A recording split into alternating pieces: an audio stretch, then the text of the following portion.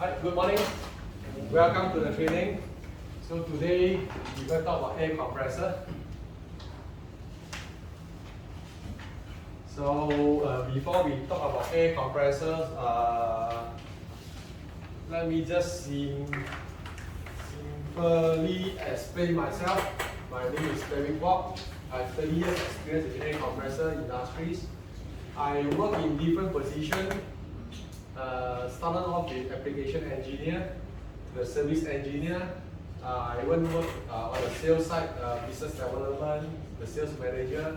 On the project side as a project manager, and I am now the director of one of the company. I have a lot of hobbies. Basically, my hobbies is quite wide. So, but at the moment I can think of is hiking. I like hiking. So here are some of my pictures of hiking. So this one is when I hike the Kinabalu, Gunung Kinabalu, Mount Kinabalu. It's the highest mountain in Southeast Asia, located in Sabah, Malaysia.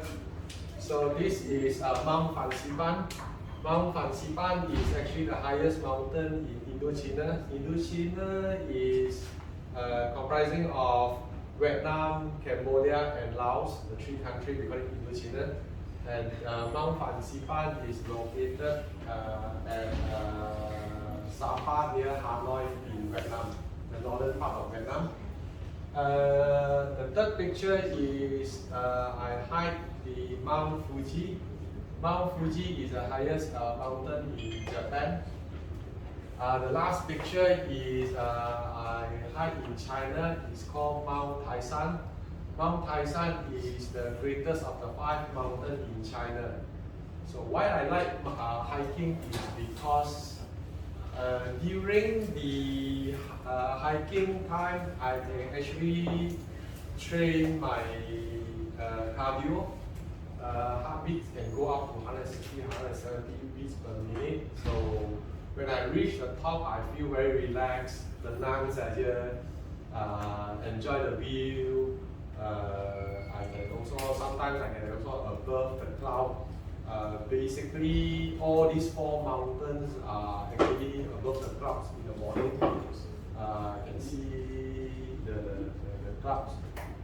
So feeling like stand above the clouds, so and it's cooling, so it's very nice. The feeling is very good. So that is all about myself. So I would like to actually know about yourself and let other members also know about yourself. So for icebreaker, probably you all can just simply mention your name. I just need the name that people would like to call you or people address you. A simple, short name, not as per your IC, the full name. Example, we have maybe Zulkifli, people call you Zo. Oh, okay, then you can say, oh, my name is Zo. So, or maybe Chong Siu Ling, people call me Siu Ling. Okay, then you can just name yourself Siu Ling. So maybe Raja Kumar, okay, maybe people call you Raja. Okay, that's the name. And your hobby. So hobby can be a lot, just like myself. I have a lot of hobbies, but just mention one that you can think of, a simple one. So maybe we can have one from each group.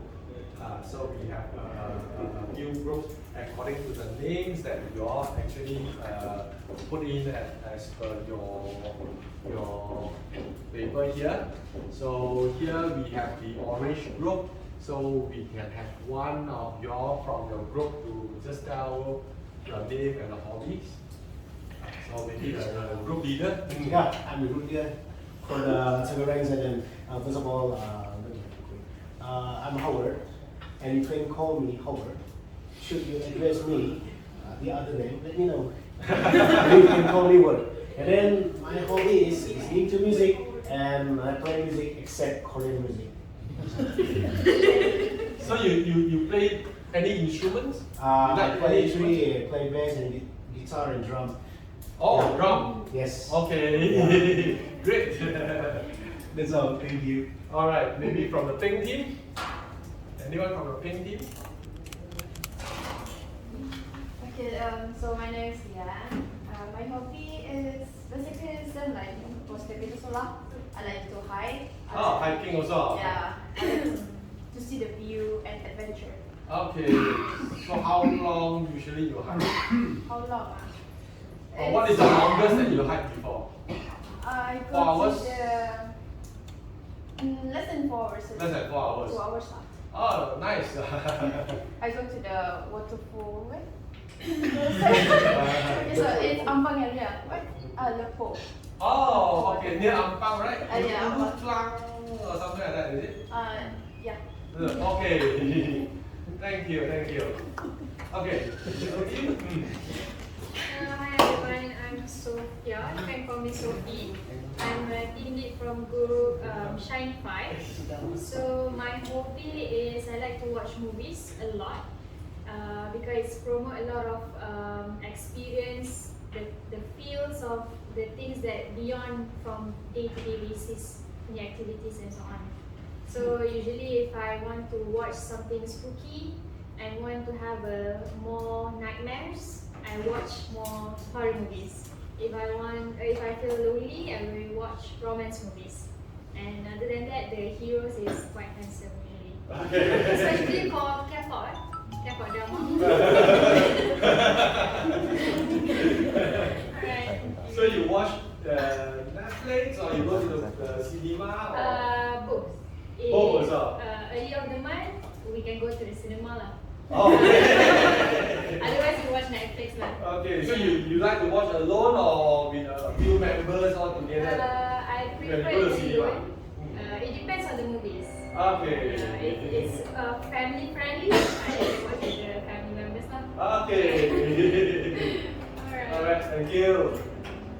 So what about the blue team? Hi, my name is Fuad. My hobby is to play sport, Oh. badminton, football, futsal. Okay. Once a week I will play with my friend. So you play at the park or play indoor or Inside indoor. outside? Badminton indoor lah. Okay. But if you play football, that means it would be 20 over person. Yes, we play the team. Yes. So you got your own team. Yes. Oh, good. Like Okay. school member. Oh, school member, the schoolmates and okay, great. Thank you. So what about the green team? Hi, good afternoon guys. I'm Fabrice. You can call me Nisham. My hobby, I love riding. You love Riding. riding bicycle or motorbike? Motorbike. Motorbike. Oh, okay. I have one motorbike, 150cc, Honda RS. And the longest road I have been ride from Pahang to Police. Pahang to Perlis. Yeah, in one day. You use the East-West Highway or you use the Kallang Highway? I use the Kallang Highway. Kallang Highway. Kallang Highway and Plus Highway. The Plus Highway now. Wow, that's far. How long it takes? It's around 9 hours and Wow. 5 times stop. Wow, really adventure. Alright, thank you.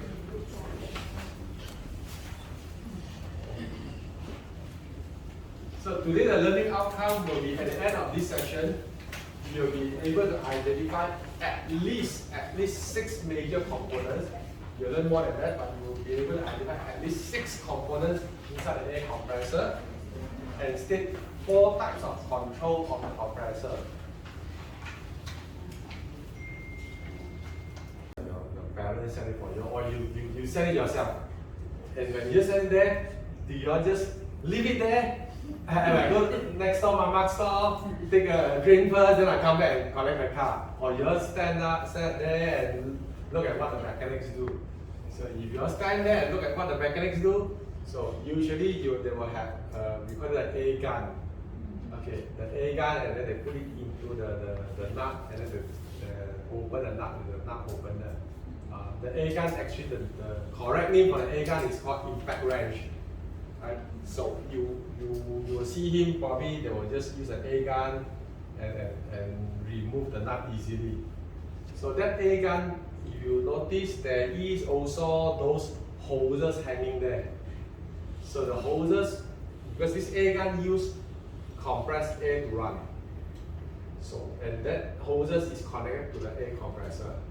You might not see the air compressor as well because it's going to hide maybe at a corner of the shop, near the toilet area or whatever. They just hide behind there. You can only see the air gun with the hose. But if you follow the hose and the pipe, you will see the air compressor there. So the source of the air gun is from the air compressor. So the next one is a paint spraying. Actually, wrongly spelled. It's actually paint spraying. Now you also have a car, so you will see the body of the car. The paint is so shining and so on. So do you think how they're going to paint it?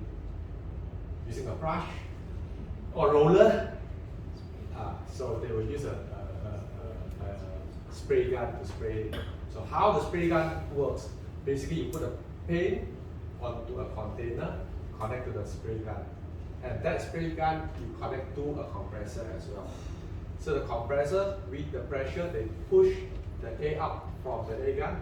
They will carry the paint as well. So that's why you see when you spray onto a surface, the paint comes out, but that paint is being pressurized so that it shoot up to the metal surface, and you see a smooth surface there. So that use a compressor. Again, if you see this picture, you will see a spray gun there and also a hose connected to it. So that hose is going to connect to the air compressor because the source will be also from the air compressor. So this is one of the applications for an air compressor.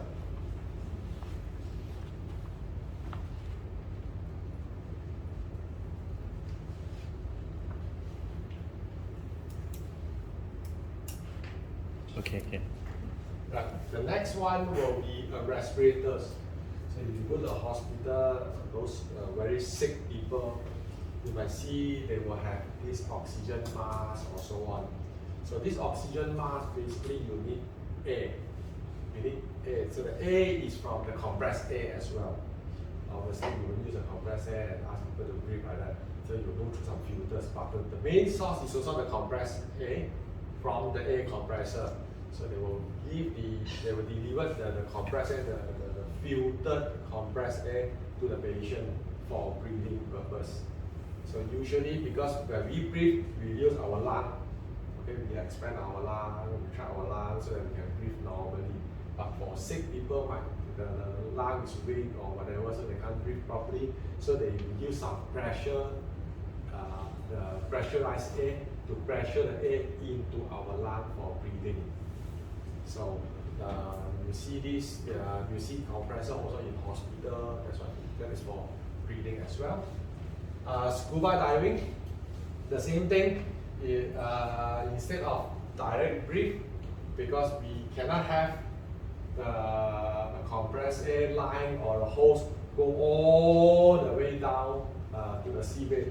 So what they do is that they will pressurize the compressed air to a very high pressure into a scuba diving tank, and then they will slowly release out for us to breathe.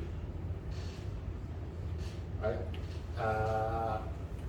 Any one of your kampong is in Peninsula outstation.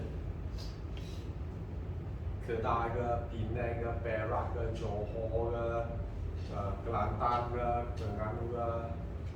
Any one of your? Everyone local. So where is from? Kedah. Kedah, okay. So you use the North South Highway. Yes. Usually balik kampung, Hari Raya ke, any festive season ke, you use North South Highway. So if you use North South Highway, you will see you have a slope beside the highway. Some slope basically is planted with grass and so on. Some are cement. Right? So especially for those that probably mungkin ada tanah runtuh or whatever, so they cement it. So now that cement, what do you think how they do cement? They ask labor to do it. That's a very big surface area. So what they do is that they use the same thing as a spray painting. what they do is they use a compressed air, cement, and they start to shoot onto the slope there, and they just stick there. So that is the another example for compressed air. But usually for highway one, they won't use the electric motor air compressor because you won't have electricity near the highway. Even they have also, they will be very limited for lighting only. So you can't power a compressor. So usually they will use those portable compressor, diesel engine driven compressor. Diesel engine, they will run the compressor.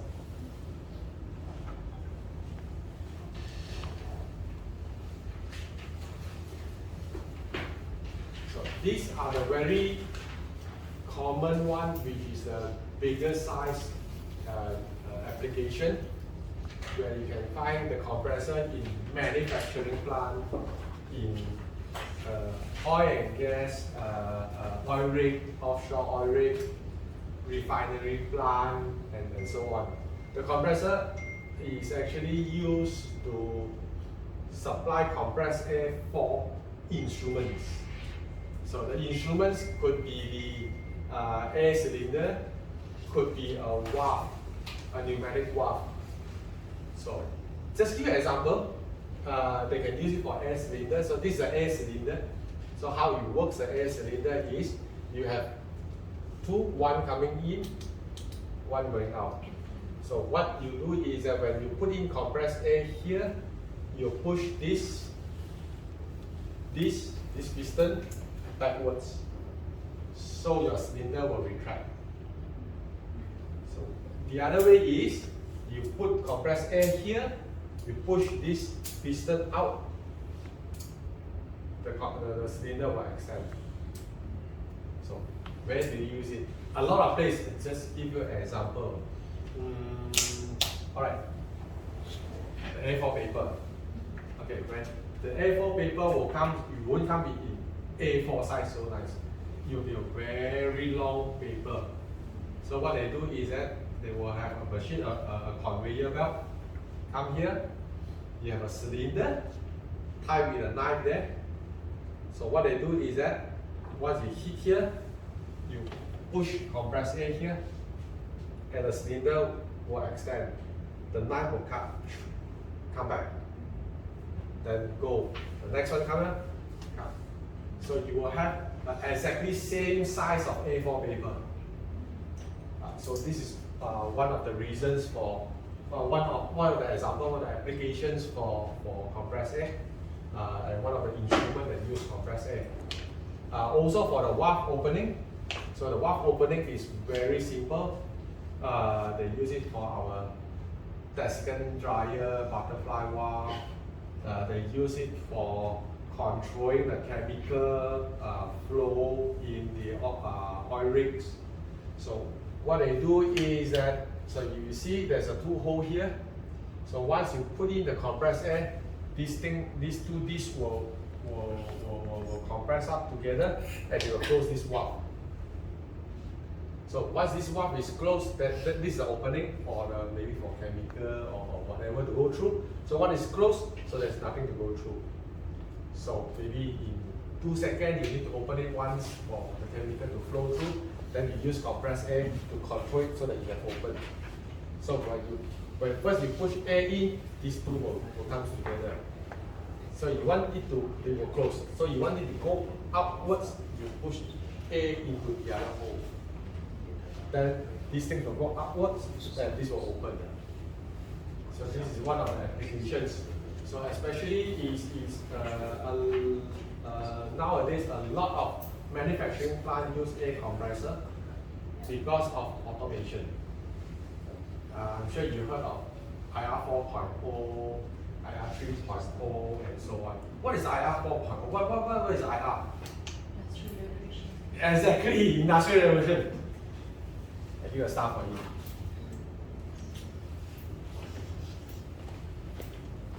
IR is stand for Industrial Revolution.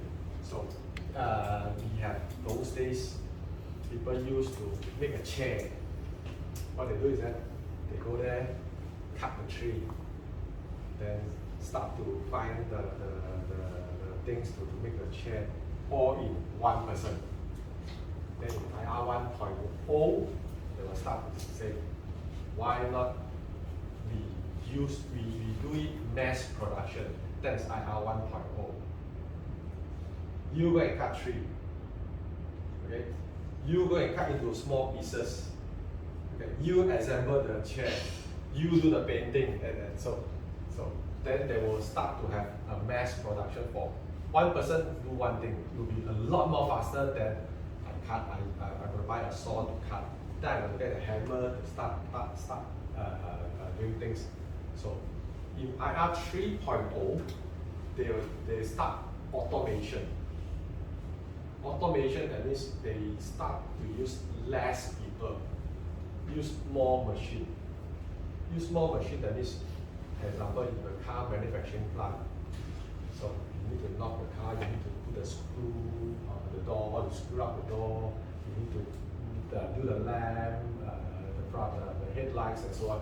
Now, in IR 3.1, what they do is that they use automation.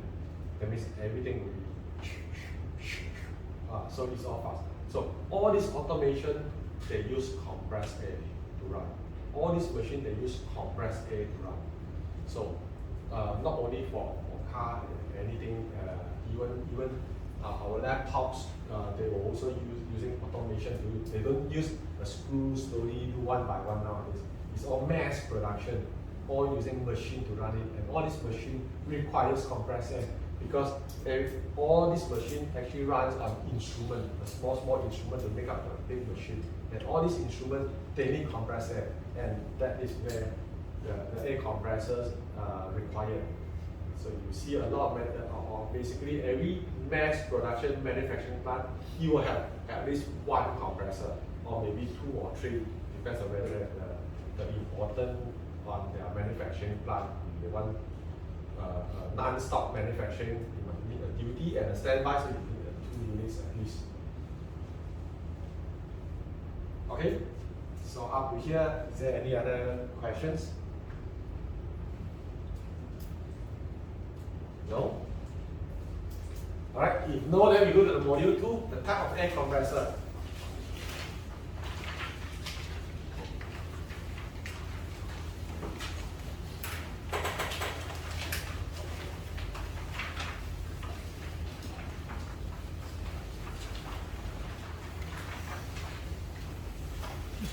So there are different types of air compressor. So we differentiate it at positive displacement and continuous flow. In continuous flow, we have the centrifugal air compressor. Where does it use? It's used for high flow application, high flow, low pressure application. Meaning is those big, very big plants. Give you an example on what are the big plants like.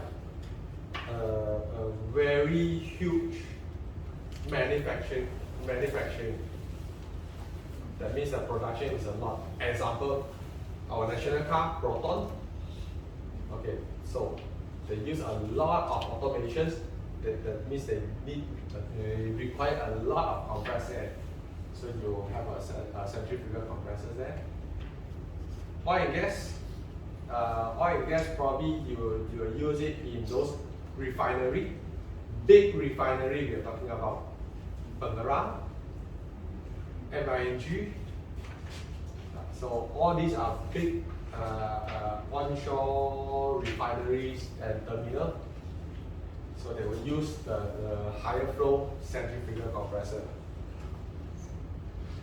So we go to the positive displacement. We have the piston compressor. Piston compressor is high pressure application and small flow. So either it is a high pressure or a small flow, we will use a piston compressor. Any example where we can use piston compressor? Anyone?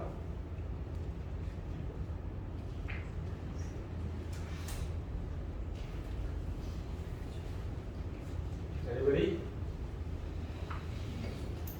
Okay. You can use it at the petrol kiosk to pump tire, how often you see those the tire inflation pump have car there? Very, very seldom. So that means their application is very low. Then they can just put a piston compressor there. They wouldn't want to put a centrifugal compressor. So they just put a small piston compressor there for tire inflation. Right? For high pressure also, we talk about application the scuba diving tank. Scuba diving tank, basically you only have this tank. So at this tank, because if it's a big tank, then you won't be able to carry and start diving. You need to have a small tank. So what they do is that they're going to compress the air into this small tank at a very, very high pressure. Usually we are talking about 300 bar, 200 to 300 bar. And then you will regulate down to a very low pressure. Because if 300 bar goes into our lung will straight away burst. So what they do is that they will have a regulator there to regulate a very, very low pressure. We are talking about maybe 0.1 bar or 0.2 bar into our lung only. So then when you have this high pressure, what they do is that if you have high pressure, if you want to go in low pressure, that means you have a lot more air now. Okay, remember we just say the bicycle pump, we reduce the volume, we increase the pressure. Now what we do is that now we reduce the pressure, the bullet, we increase the volume. So now we have more air for us to breathe. Instead of just small tank, but because it's high pressure, now we have more air. Because once you reduce the pressure, you'll be a lot more. So when you have a lot more, so then you can have more time for diving. Right? So this is the piston compressor. You can use it either for high pressure or low flow. Okay, and we have also the lottery compressors. We have the vane type. There's also a lottery, a tooth, a straight loop, and a screw. Right? These are all considered as a lottery type. Lottery type is in between the piston and centrifugal. That means it's a middle pressure, middle flow. So this is probably this probably takes about 80% of the compressor population in the market, because this is just in between, just nice for everybody use. Whether it's a manufacturing, whether it's an oil and gas, whether it's for painting, spraying cement or anything. So the screw compressor is the most common one because it's just falls in between. So the application, the offshore oil rig, any medium industry manufacturing plant. Okay? Sorry, boss. Yes. I have a question. Since the type is positive displacement, why is the other we did not call it as negative displacement? Okay. So Sophia asked the question is, this side is called positive displacement. This side is, why is that the bullet or opposite of it is negative displacement? Okay. The answer is basically positive displacement. That means is displacement positively. So that means it is going to be a proportion. Proportion, that means pressure high, volume low. Volume high, pressure low. Direct proportion. And the power basically is as the pressure goes higher, the power goes higher at the same time. So That means if you draw a graph, it will be a straight graph. Power against volume, it will be a straight. It's not a curve. It will be a straight. So a continuous flow. Why we didn't call it a negative displacement? We wouldn't know why they call it negative displacement. They call it a continuous flow because centrifugal. Later we go into why, how a centrifugal works. A centrifugal basically, it's not going to be a straight line. It's going to be the curve.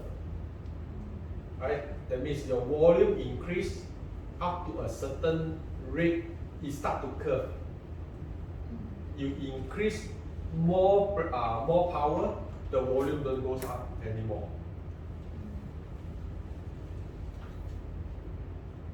Alright, so that means it's a continuous flow, but it's not going to be affect the power. Affected by the power. The power increase, but the volume still remain there. So it will go up after a certain rate. A certain point, yes. And then it's going to be. It will be a start to curve downward. and down. Oh. So even you put more power in, but once you exceed that curve, you will go down.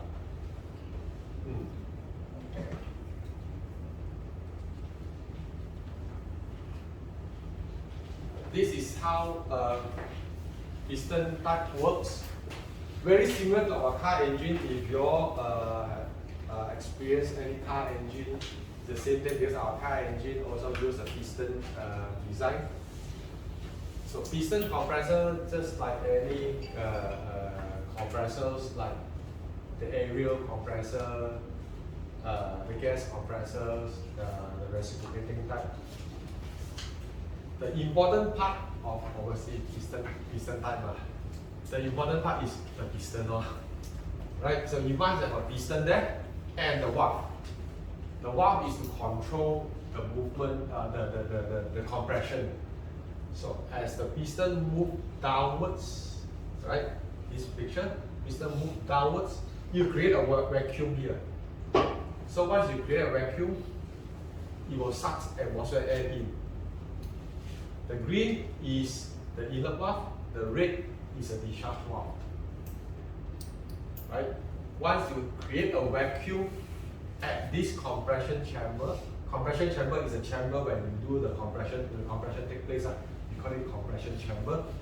As you create a vacuum here, this valve will also be pulled down. Once it's pulled down, and air will suck in here. Right? And the discharge valve will be also pulled down. But because it's blocked, so the higher the vacuum, the tighter the discharge valve. So there's no leak. Right? Then you start to pull more down, you create a certain volume here. Next is we need to decrease the volume to increase the pressure. So what we do is that piston move up, now we decrease the volume. So once piston move up, we create a pressure here. So this pressure will close this inner valve.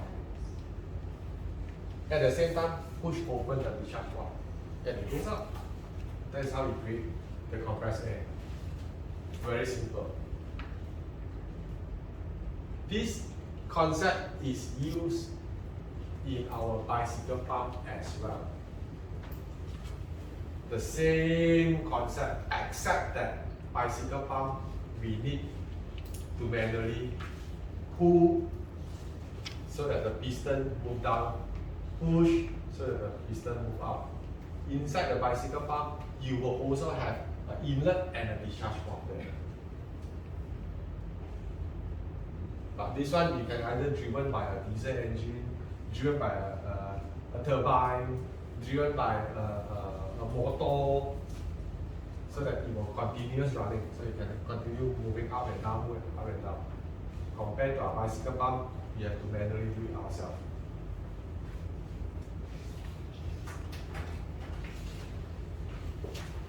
Then we go to the screw type. Screw type, a little bit complicated, but the concept is the same. To increase the pressure, we need to decrease the volume. So the two rotors will run, and we create a volume intake. We pull in air through this volume. So again, as the screw starts to turn, you push the air towards the end. And when we push the A towards the end, you see the volume is getting smaller and smaller. That is where the pressure increase, build up. Simple. You see from here, easier. Okay, intake here at this side, outlet is this side. So as the screw move, this A will start to go to the second level. Starts to go, because the screw starts to go to the second level. Right? So now, you will start to go to the second level, and then lastly, you will do a small little area only. That is where the pressure build up. Right? Very similar to the piston type, where you decrease the volume, increase the pressure.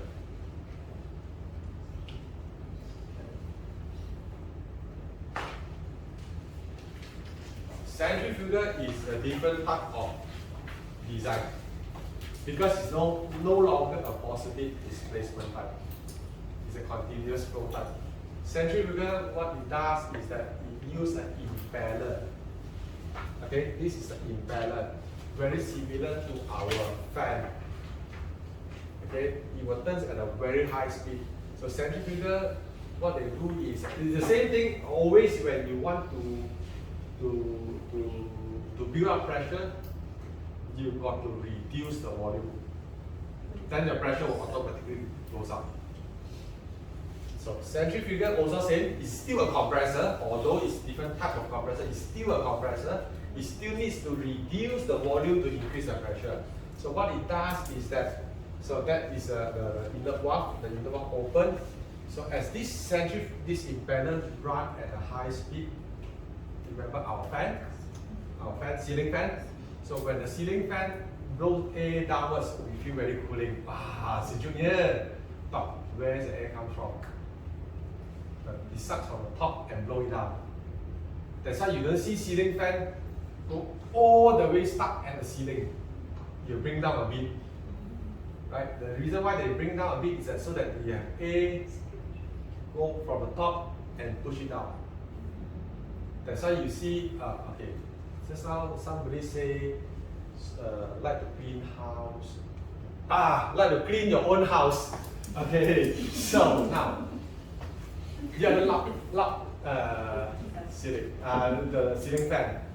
Okay, you see the ceiling fan, the blade is not straight, you have an angle. Right? So all this angle is because when you start to cut A, alright, once you start to cut A, basically you'll move down. Right? So that's why you will be straight, you will have an angle so that when you cut, so that you will move down. If you straight, then you won't cut. So nanti you lap ceiling, hey, this is not Bangkok, you put it back, that is not right. So you have to be a certain angle. So what this impeller does is that you turn at a very high speed and sucks air from the intake, and will sucks a lot of air from the intake because it's running at a very high speed. We turn our ceiling fan. Nombor 1 slower, nombor 2 lagi cepat, nombor 3 wah sejunior. So the higher the speed, the more the flow. So centrifugal compressor uses this concept. It runs at a very high speed so that you get a lot of flow. So now you get a big volume of air. Next is how to create pressure? Exactly, reduce the volume. Yellow team, right? Right, reduce the volume. So how you reduce volume is that you will go through one of these diffuser, a small diffuser. You push all the air into a small little diffuser, a small little terowong. So that when you push all the big, whole big chunk of air, high volume, a big volume, into a small terowong, so that is how you create pressure. Just that only. So that is how the centrifugal works. Right? Any question? Is centrifugal similar with the vane type? No. No. Centrifugal is different. Okay, the question is centrifugal same as a vane type? Okay, the answer is vane is a lottery type. Lottery type is piston displacement. Centrifugal is a continuous flow type, is a different. Okay. This is the vane type. Okay, a vane type basically is it has a rotor in between. This is a screw has a rotor, and you have a lot of vane to cut the air. So it's different. Open vane. Sorry? Open vane, is it? It's an open vane, yes. Alright, any other question? Yes. For both rotary and centrifugal, where does the air comes from? The air intake. Okay. The Is it question, your question is where do we suck air? Yeah. Atmosphere air? So we just suck the suction. Correct. To have the mechanism to suck the ambient air. Correct. So what the lottery does is that, okay, same as a centrifugal, like a fan.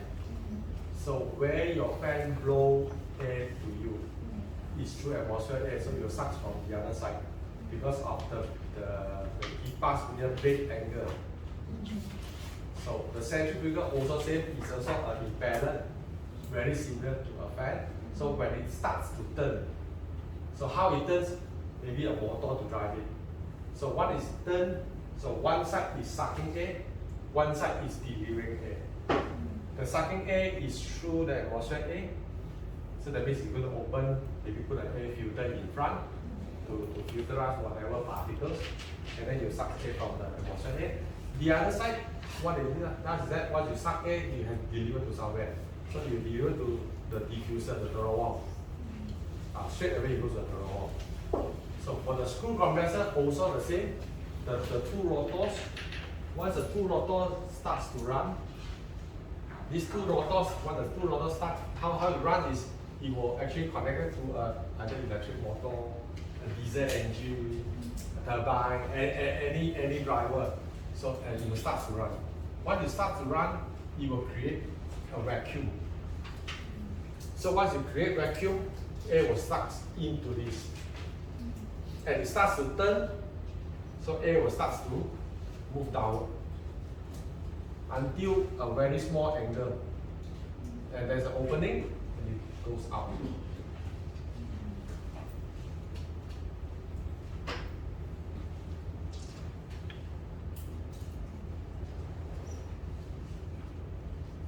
Yes. Where does we use this type of compressor? What industry? Any industry actually. Any industry. It just depends on it is a medium-sized industry. In Malaysia, we consider ourselves a developing country. So there's a lot of medium-sized industry compared to those like in US, Japan, all those are already developed country. Developed country, that means their manufacturing plant already getting very big. So here we are still in developing. So that means a lot of industry, the medium-sized industry, as long as the medium is not high flow and not the small flow like the petrol kiosk, the medium one all use screw compressor. So oil and gas, the oil and gas usually is not those big refinery. You're talking about Pengerang, Melaka refinery, Marinci, those are big refinery. So that one use a lot of air, so they will go for centrifugal. So those medium ones like oil rig, a platform, offshore platform. So offshore platform, because you cannot build a very big platform at the middle of the sea. So you can have small one, small one, small one, small one here. So those are medium one, medium usage. So those are actually the screw compressor usage. Even you say onshore, what about those terminal? Example, those onshore terminals, those sorry, petrochemical usually is big. Usually it's centrifugal, like those terminal for transfer of oil, transfer of gas. So those are not heavy usage. Because those is only transfer, there's no manufacturing. So those transfer, they will use the screw compressor.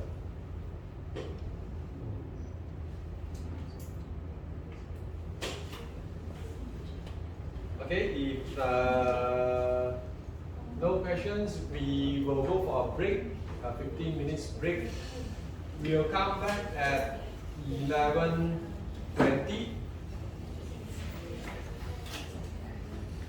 Alright, we come back at 11:20.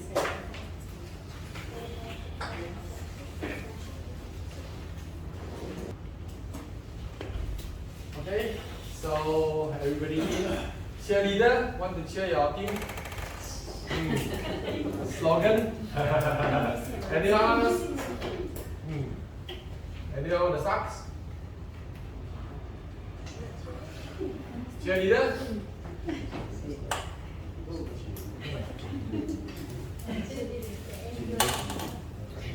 Only cheerleader? Okay, no, everybody together.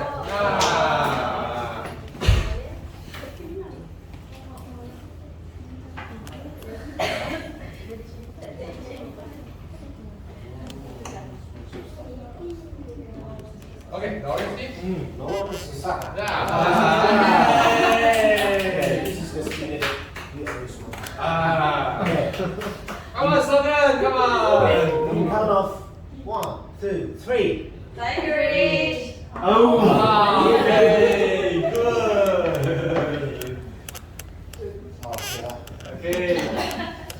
Because you all start first, to start for you all. Alright, Sakura Blossom. Okay, come on. 1, 2, 3. Sakura Blossom. Okay, good.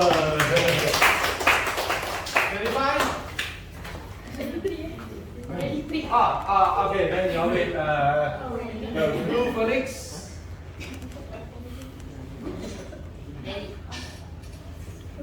1, 2, 3, go. Blue Phoenix, win of fire. Alright. Titan. Alright, come on. Okay. Fly higher. Titan. Okay.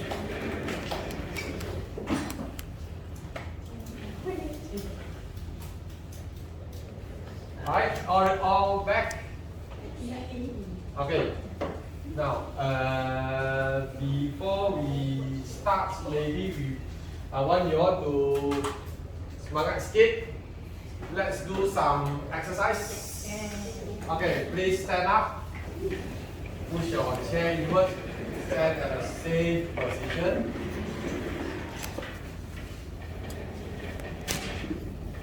We do some light exercise.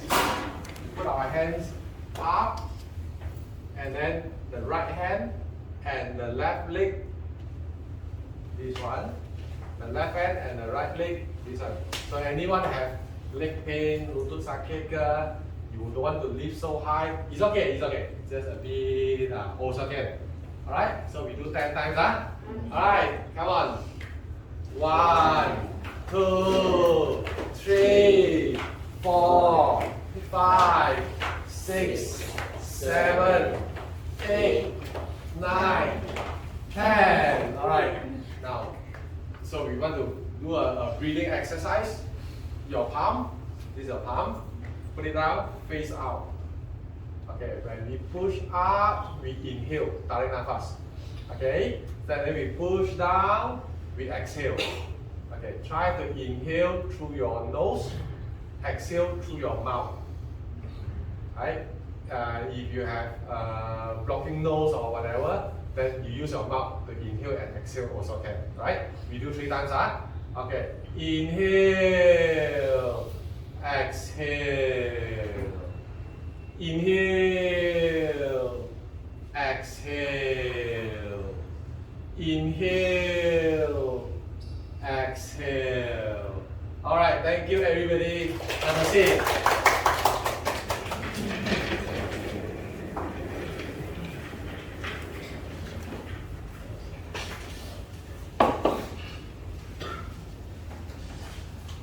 Next, we're going to do an exercise. We have a mahjong paper.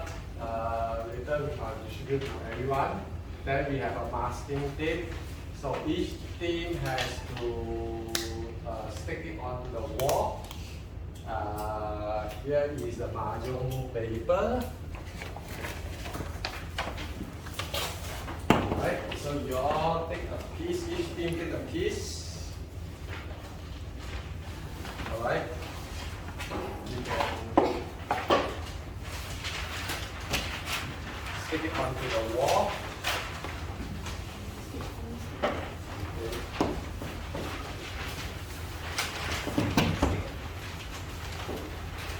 So,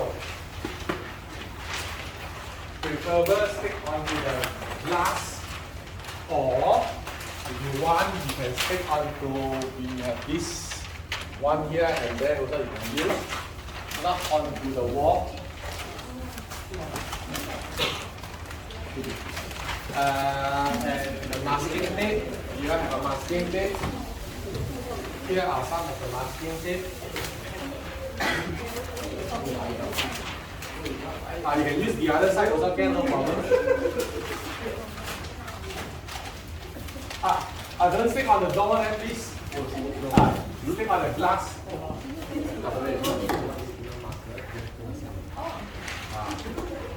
Sebelah sana pun boleh, sebelah sana pun boleh. Tak kisah.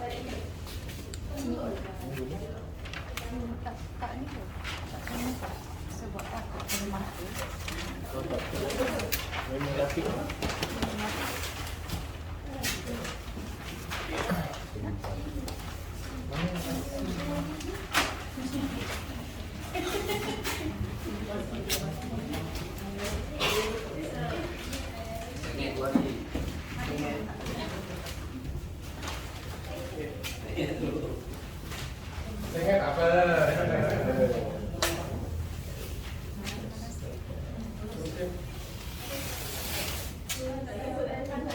After your sticks, each team take a marker pen.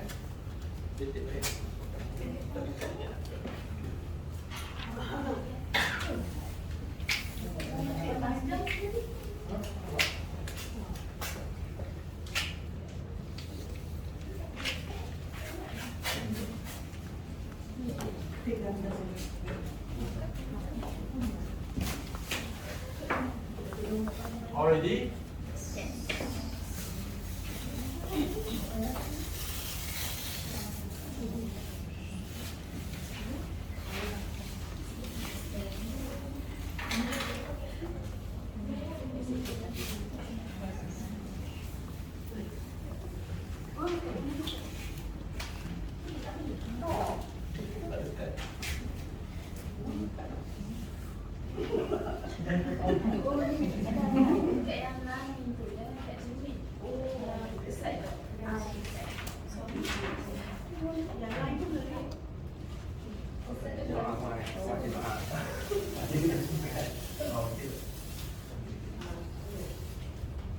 Okay, next is I want you all to take a marker pen, write your team name on top of the mahjong paper, and then I'll give you all 5 minutes.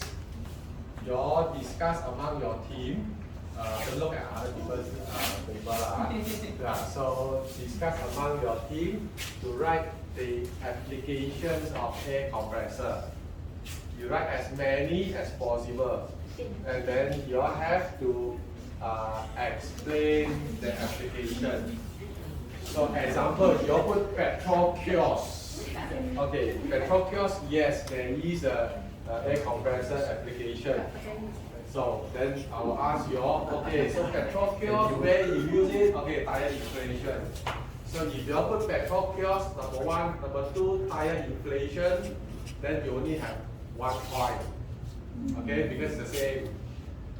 Right?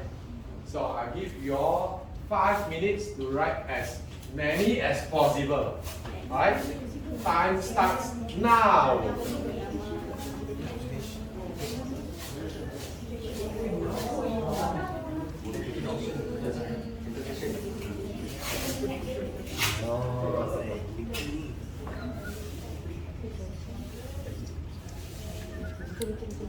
ChatGPT ya semua.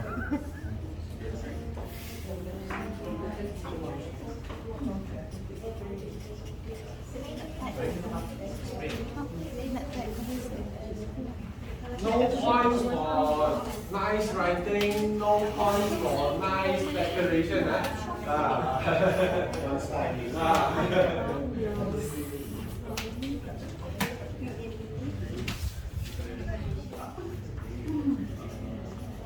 You can write it bigger so that everybody can see.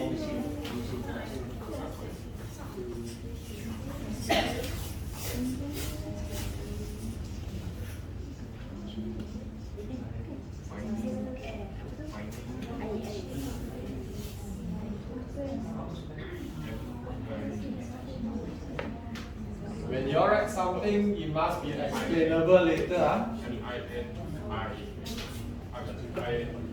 Please don't use ChatGPT or Google.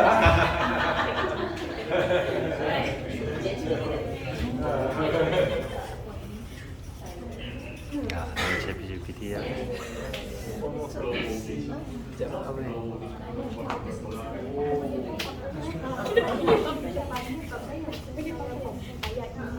Inflation.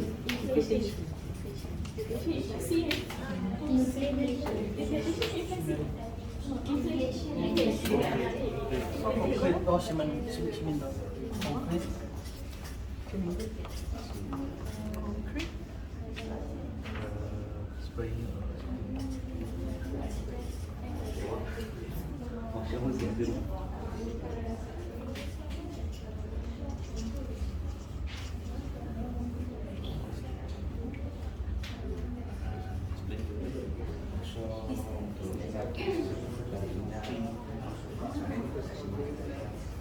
Two minutes to go.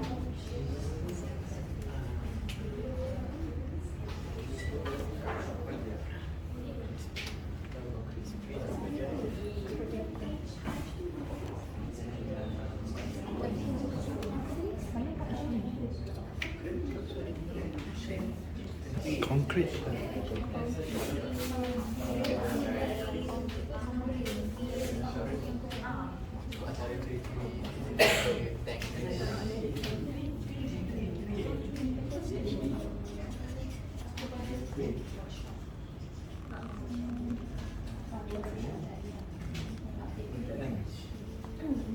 One minute to go.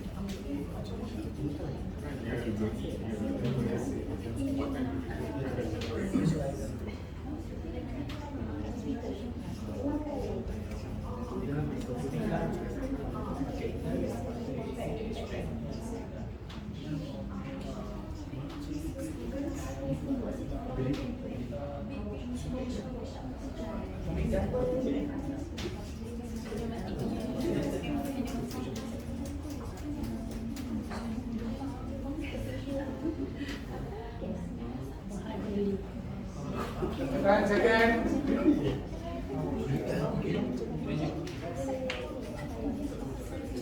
5 seconds.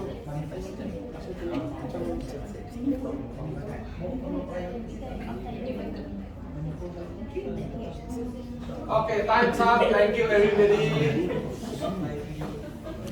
Thank you, everybody. Have a seat, everybody. Thank you.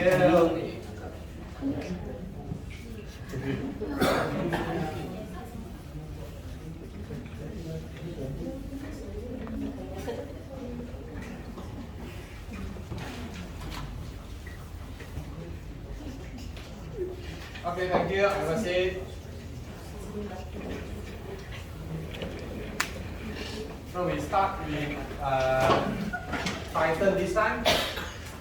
I want one person from your team, anybody, that explain to everyone what you understand that. Anybody? Okay. Yes, so everybody, my name is Mike from Group Titan. So, for the workshop, as we know, for the inflate tire and for the impact, using for impact. Okay. I will open the screw online. Okay. Good, good, good. So for consultation, for the inflate tire also. Okay, good. So for skill tank, for the screw for diving. Okay. So firstly, for the machine penggunaan. Okay. Betul, betul juga. So mining. For drilling.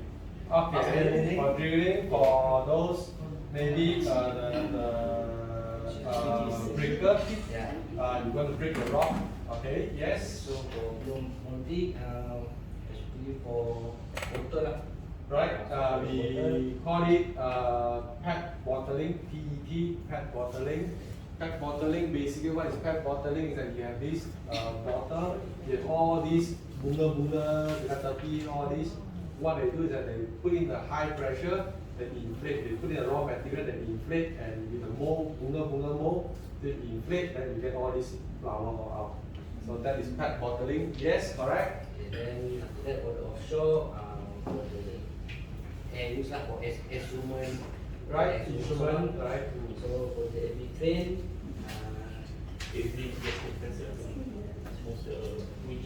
Correct. That is for actually for that is to move the pneumatic ring or pneumatic hoist. Yes, you're right. yeah, then after that is for blower. For blower, especially for the Oh, okay. The blower is not the machine blower. It's for blowing. Yeah. Okay, okay. For blowing. Then Yes, for the yes. nitrogen generator lah. How to use for nitrogen generation? To separate out the air, separate out the fragrance air from backup in offshore or some factors. Okay, so basically air consists of oxygen, nitrogen, carbon dioxide, anything. So nitrogen, if you want to get nitrogen, you use the air compressor air, and then we start separate that. Okay, good, very good. So we have 2, 4, 6, 8, 10. Okay. So I just plus 10 here. All right. So we have the next one. Good, next. So who want to present? Okay, for the unit, the application for the compressor first, spray venting. Spray painting, yes. Then second, respirator. Respirator, correct. Okay, for hospital, correct. Concrete spray. Yes. For the- Yes, on the slope, yes. Then the lift operating this for offshore underwater.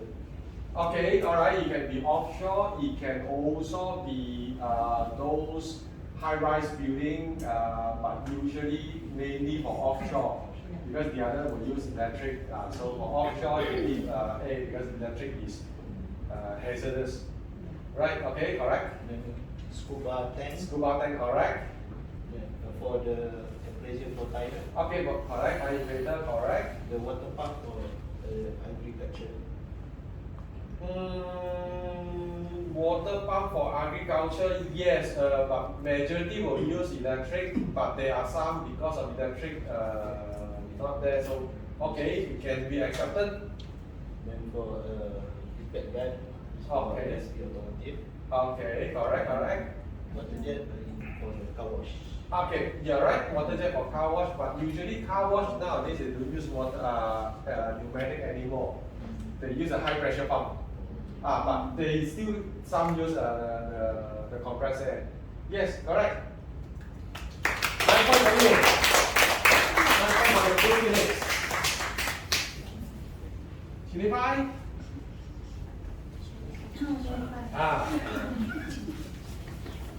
Okay, from us, Shami 5, the compressor application first would be at the petrol station, which to impede the fire. You're right. Second is at hospital for the respiratory system. Correct. Okay. Third is at the workshop for any of the hand tools. Yes. We don't call it hand tools because hand tools normally is those spanner, screwdriver. It's more for the A tools. Yes. Correct. Number 4 is for activities of scuba diving. Yes. The tank. And then the for any type of paint spraying. Yes. And then the utilities that we are using at the platform. Yes. And finally, for air powder concrete spraying Yes. at the side of the place. Okay. So I see quite a number of you put the air power concrete spraying, and as I mentioned, is actually for the road, the highway, the slope. So do you all know that it's also used for high-rise building? High-rise building, basically when Malaysia start to do the KLCC, so what they do is that because it's very high, so they are not using it to spray the wall, no. What they do is that they use it to transfer the cement up there instead of man taking up, or you take a lift, satu bako naik atas. No, what they do is that they put the compressor down there, they put the cement down there, and they shoot it up. And then on top there, all the cement comes down. Then people start to do the cementing. So that is also used for cement also. Okay, good. Sakura also? 7. From Sakura Blossom, number 1 we use the car wash. This is for the soap dispenser pump.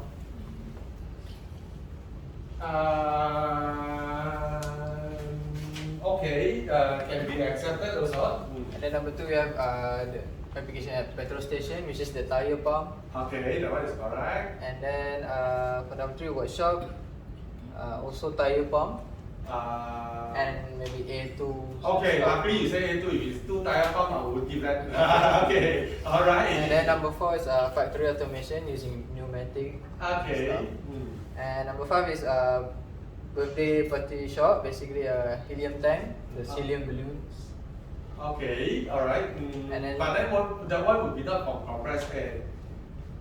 But that one is more for the helium. But also for balloon, also some they use compressed air. Okay. And then number 6, hospital, the use of oxygen tank for respiratory. Okay. And then lastly in 7 for cooking gas, tong gas. Cooking gas. How you use compressed air for cooking gas? For gas for what's the word? Dapur. Maybe isi tong gas. Dia guna gas isi, bukan guna A untuk isi.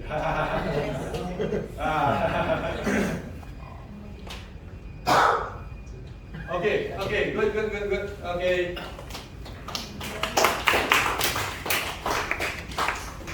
Agree?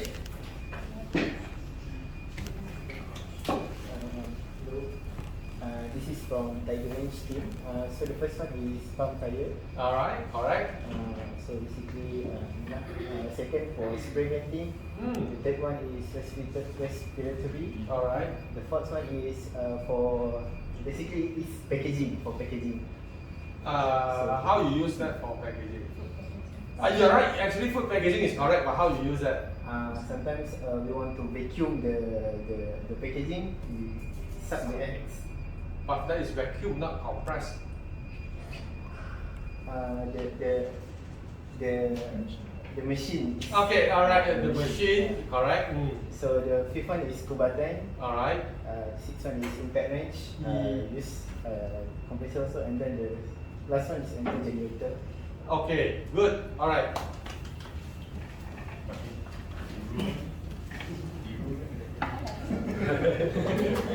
Okay, thank you everybody.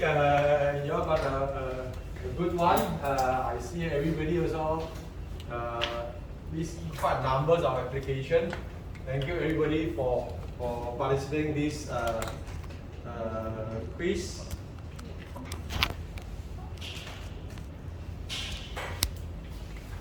Alright, next is we go into the module 3, the major components in air compressor.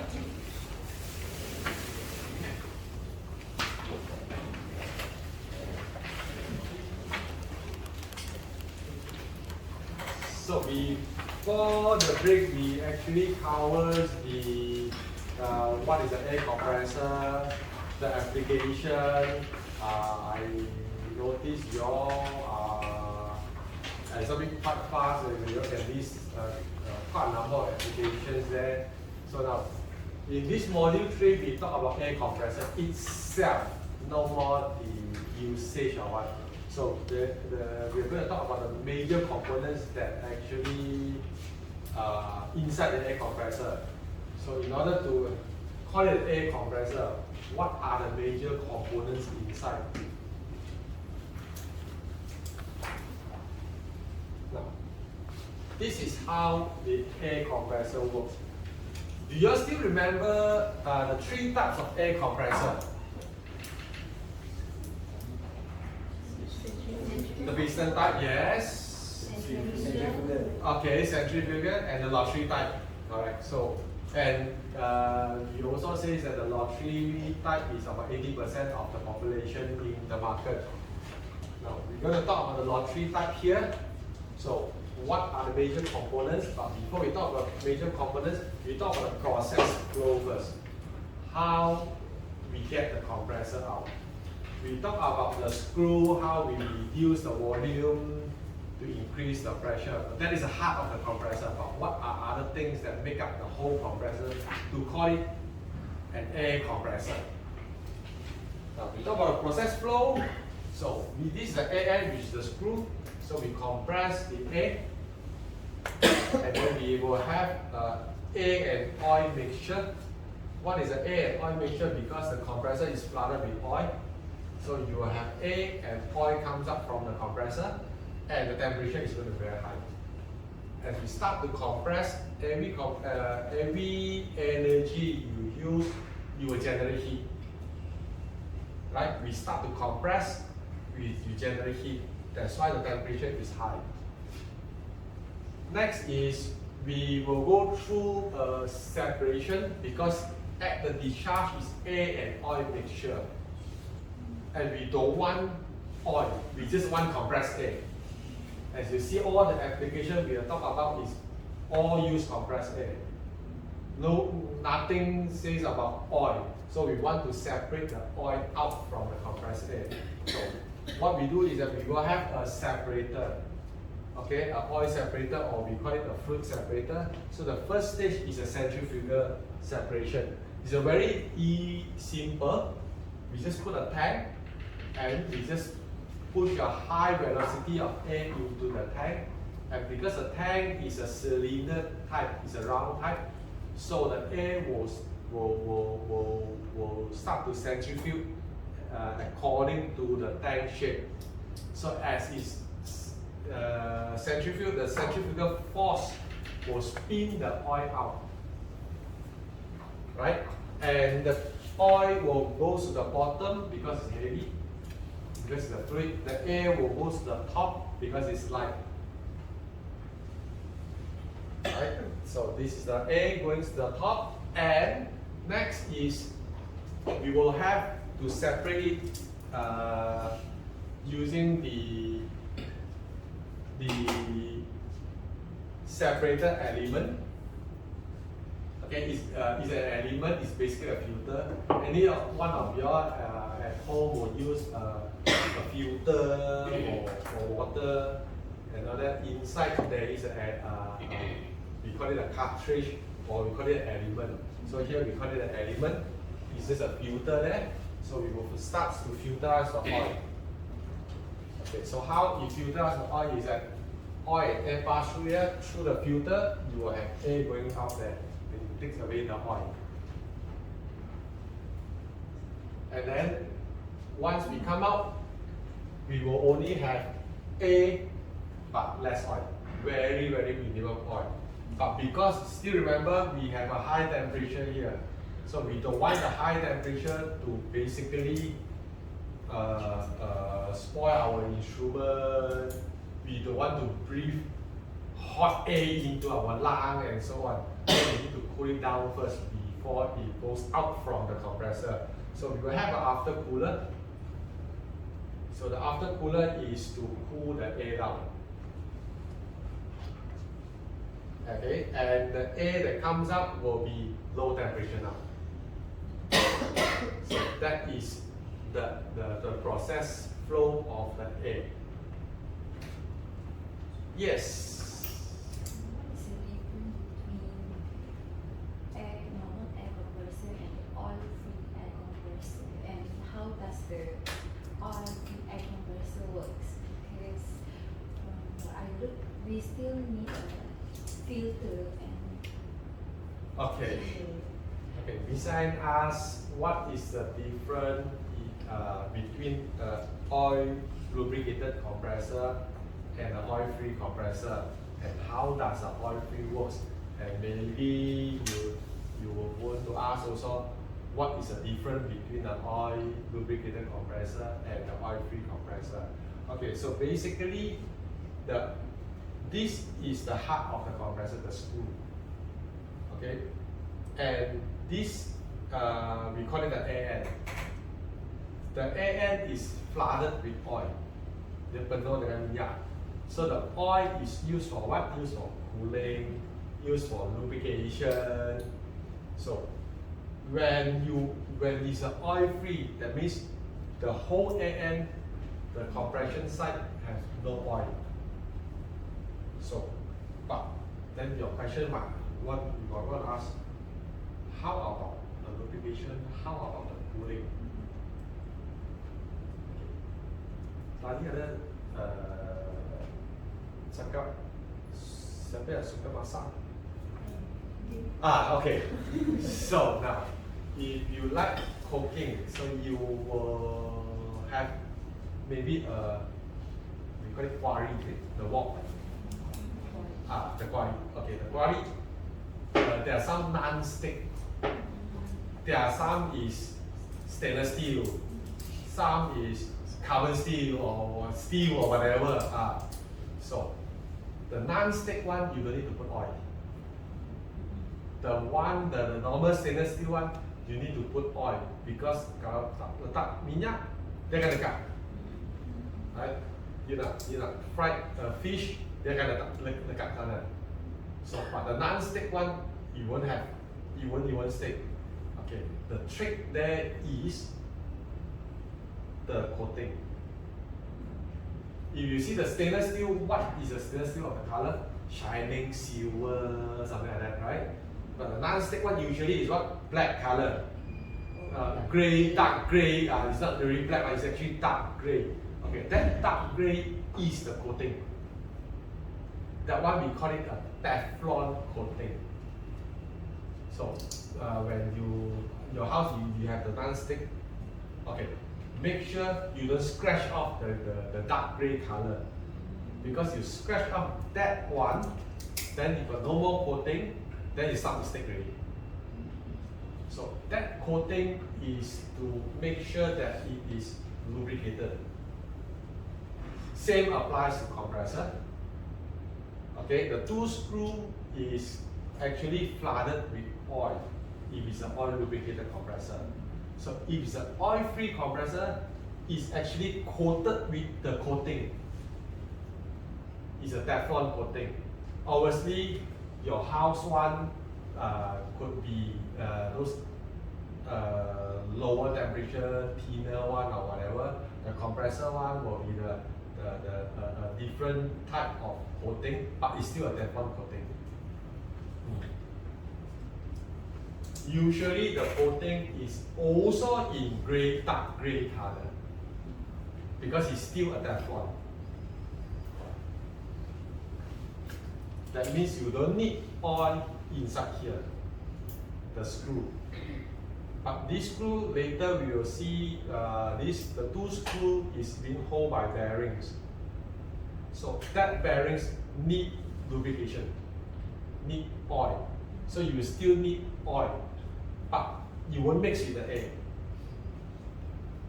So oil-free compressor, where you use, okay, the one that you all write down onto the on the module paper, mainly are oil lubricated compressor. There are some oil-free compressor. Okay, example, you can have the oil-free compressor for respiratory, because it's makan minyak kan. But usually some of them they also use oil lubricated compressor because they will put filters there also. So that is the difference between the oil-free and oil lubricated compressor. Does that answer your question? Alright. Yes, Ms. Sophia? For oil lubricated, since there's oil, there's a possible chances of oil carryover. Yes. So what is the range of acceptable for the oil carryover? Oh, it all depends. It all depends on the application. If you want to use it for, okay, I see you also mentioned the cement spraying. Okay, if you use it for cement spraying, you don't care whether there is a lot of oil or less oil, because it's spray onto the slope there only. So then you can have more oil carry over. But if you use it for maybe some instruments, right? Maybe for nitrogen generator, obviously you want to separate nitrogen out from other gas. So you don't want to have a lot more oil in there to do the separation. It will have more difficult and more expensive to separate more things. So then you have less oil carry over will be better. It can be tuned, is it? It cannot be tuned. The oil separations, the oil carryover from the compressor, you look at this diagram here, the mainly where is the oil separation takes place? Exactly, this here. Alright, this tank is doing the oil separation. So this tank, the element here, the finer it is, the lesser the oil. Right? Some will have some brand will have two-stage element, some that means there will be even lesser oil carry over. So if we were to reduce the oil carryover, or we have a findings that the oil carryover is high, then the possibility of the elements to be changed. Right.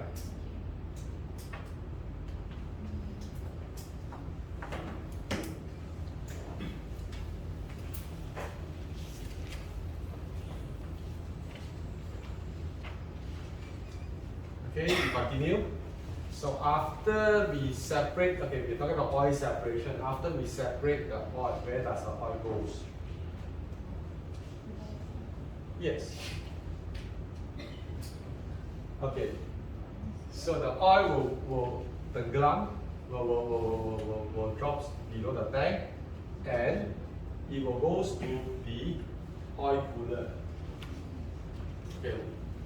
Because the temperature here is high after the compression. The temperature is high. We got air temperature is high, oil temperature also high because it's mixture. Now, if you want to be separating here, the air temperature is high, so we have an after cooler to cool it down. The oil temperature is also high. We still haven't cooled down, so we got to go to the oil cooler. Right? This is the oil cooler, and it will cool down the oil. Next is the oil, the low temperature oil will goes back to the end. So it's a recycle.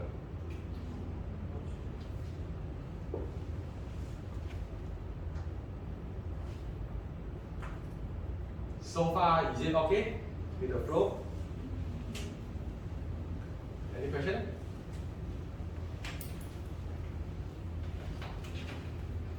If no, then we go to the major components.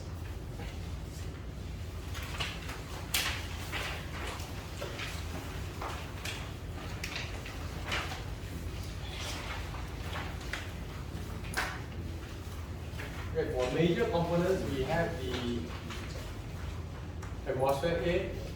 We know that compressor, we need atmosphere A. We need to suck in atmosphere A to start compressing to get the compressed air. So we go through the air filter, right? An inlet valve, the AN. So as the AN starts to turn, okay, before that the AN we will couple it with a coupling and a motor. So as you put in power to the motor, you start the motor, through the coupling, it will drive the AN. The AN start to turn, then it will create a vacuum. If vacuum, atmosphere air goes in. So the atmosphere air will pass through an air filter to filterize whatever particles from the atmosphere air. The dust, dirt, whatever things, it will filterize there first. And then the inlet valve, it will go through an inlet valve. Inlet valve is to control the compressor, whether it's loading or unloading, open or shut. Once it's open, that means you create a vacuum, air will go in. If this is shut, you even vacuum also, no air goes in because it's stopped. Right, so this is the hot air. Okay, the mixture air and oil, hot air. It goes to the separator to separate the oil away. We have the minimum pressure valve on top. Some of them call it an MPV, some call it a minimum pressure valve, some call it a minimum pressure check valve, some call it a check valve, whatever name. Different manufacturer will have different name.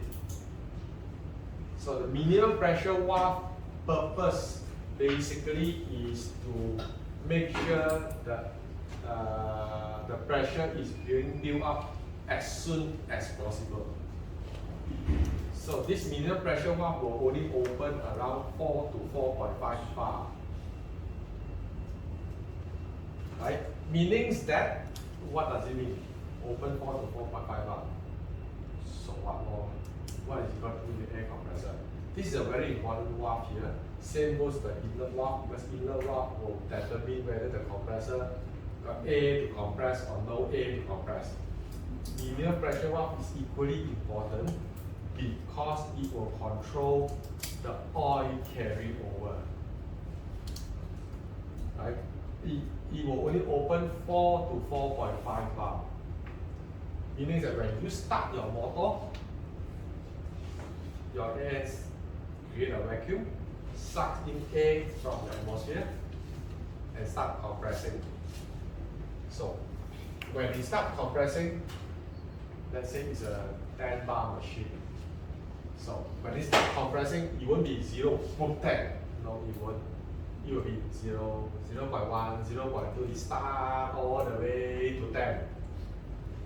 During that time, 0.1, 0.2, 1, 1.5, 2, 2.5, you have no air going out to outside the compressor. Right? Because it's being blocked by the minimum pressure valve. The minimum pressure valve will only open after 4 bar. So at 1 bar, all the pressure is stuck here. 2 bars still stuck here. Up to 4 bars still stuck here. Above 4 bar, then only it will pass through. The reason is because you have a separator element inside the separator. Element, you have this size of element. Okay, for example, we have this size of element. Now, we have this amount of A. Right, this amount of A. You only have this size of element. How can you filter out the oil? Cannot, not enough. But once you increase the pressure, how you increase the pressure? Reduce the flow. Right. You reduce the flow, reduce the volume. Now the volume now is become small. At 4 bar, let's say. Now at 4 bar, it's enough for this element to filter now. So that is why it needs to make sure it has a certain pressure before it goes out, so that the element can take all the oil away, can filter the oil. Right? So that is the minimum pressure purpose, one of the purpose. Second purpose is also act as a check valve, so that your air won't flow back like that. So that that's why some manufacturer will call it minimum pressure check valve. It's a minimum pressure and also a check valve. Next, you have a hot dry A. You have a dry A because you take away the oil. And you go through the after cooler. This is on the previous slide. So you go through the after cooler to cool it down. So now we have a wet cool A. You go through a water separator to take away the water, and it left dry cool A.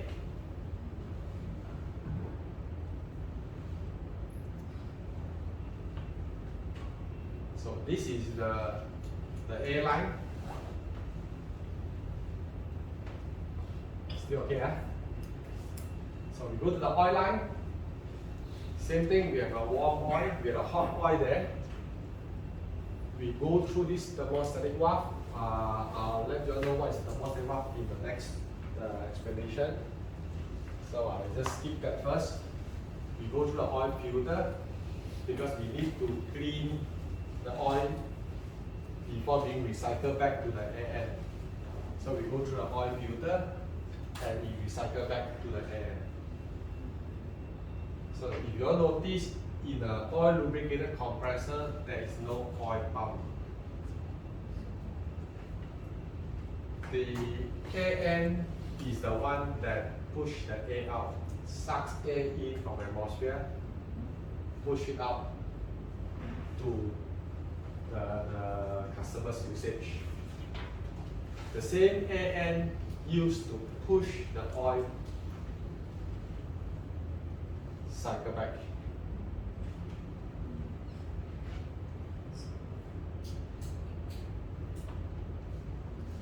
Okay, so this is the oil line.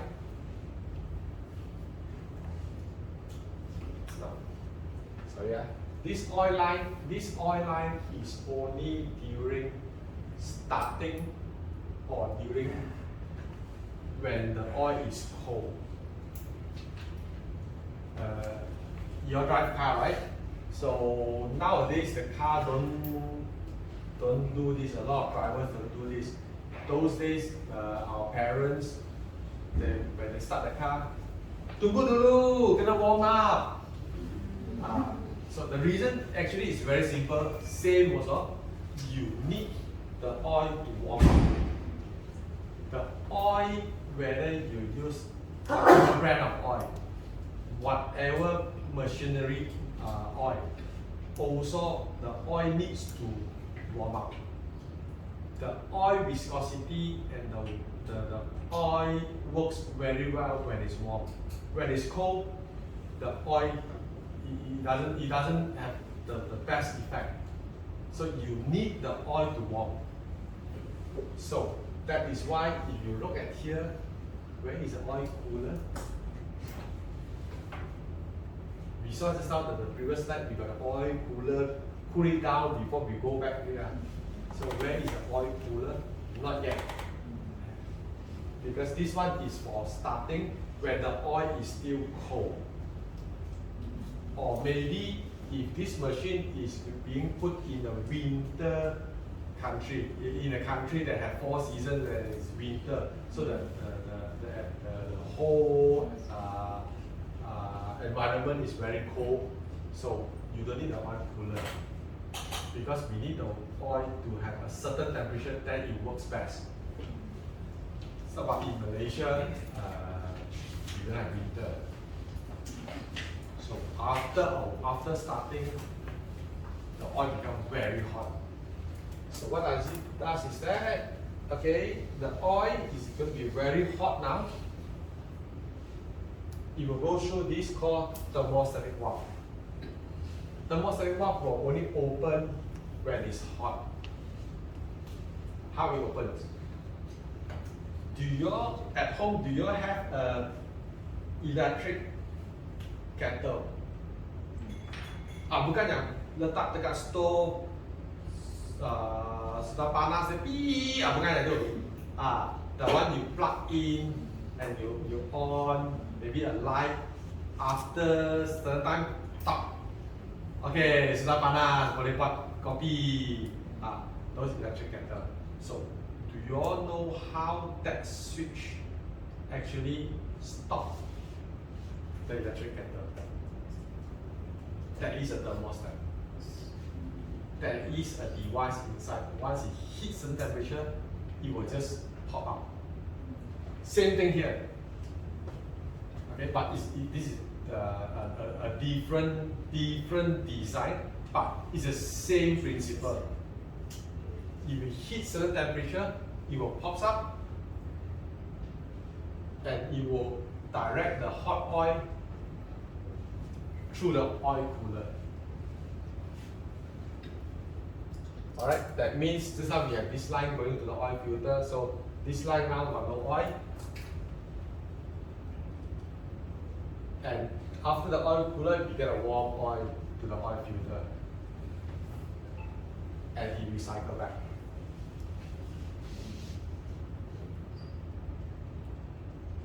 Okay, so this is the flow. So we have quite a number of major components here.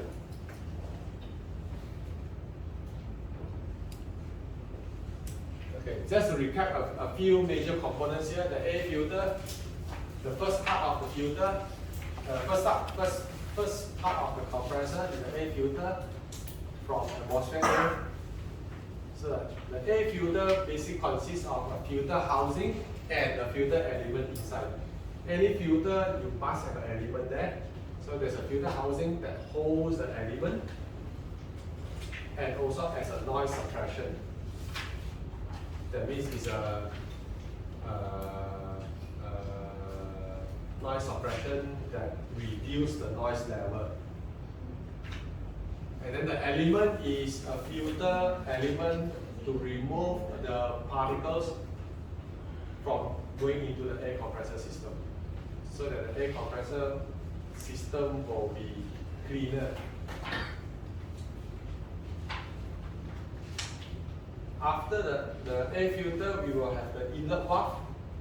The inlet valve is to open or close so that the compressor can suck in air or compress, or stop sucking in air from compress. So we call it a load or unload. Often we hear, oh, compressor loading, compressor unloading. So the compressor loading means that the inner valve is open so that the atmosphere is being sucked in for compressing. Inner valve can be a few types. It can be a pocket valve, can be a piston valve, can be a butterfly valve. So whatever type, the purpose is the same, open or close. Okay, it can be fully closed so that no air going into the compressor, partially closed, some air going to the compressor, or fully open. That means all the air goes to the compressor.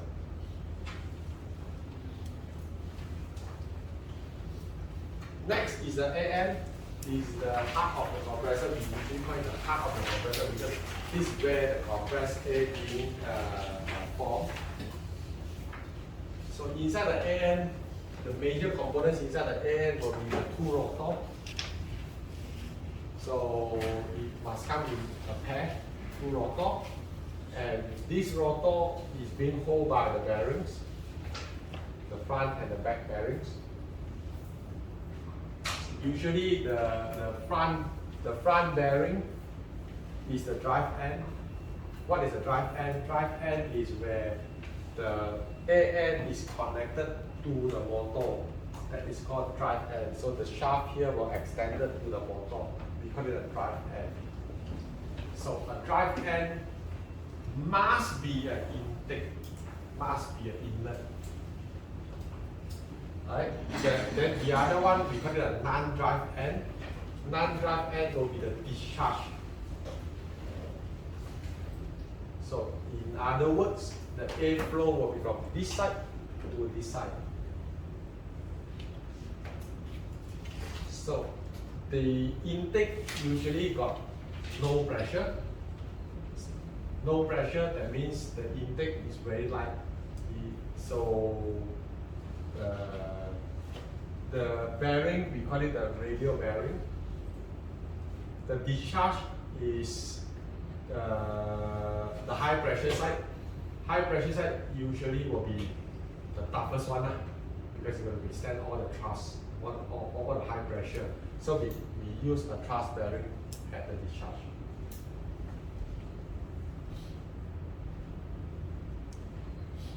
Okay, so when people say overhaul AN, refurbish AN, what we all do?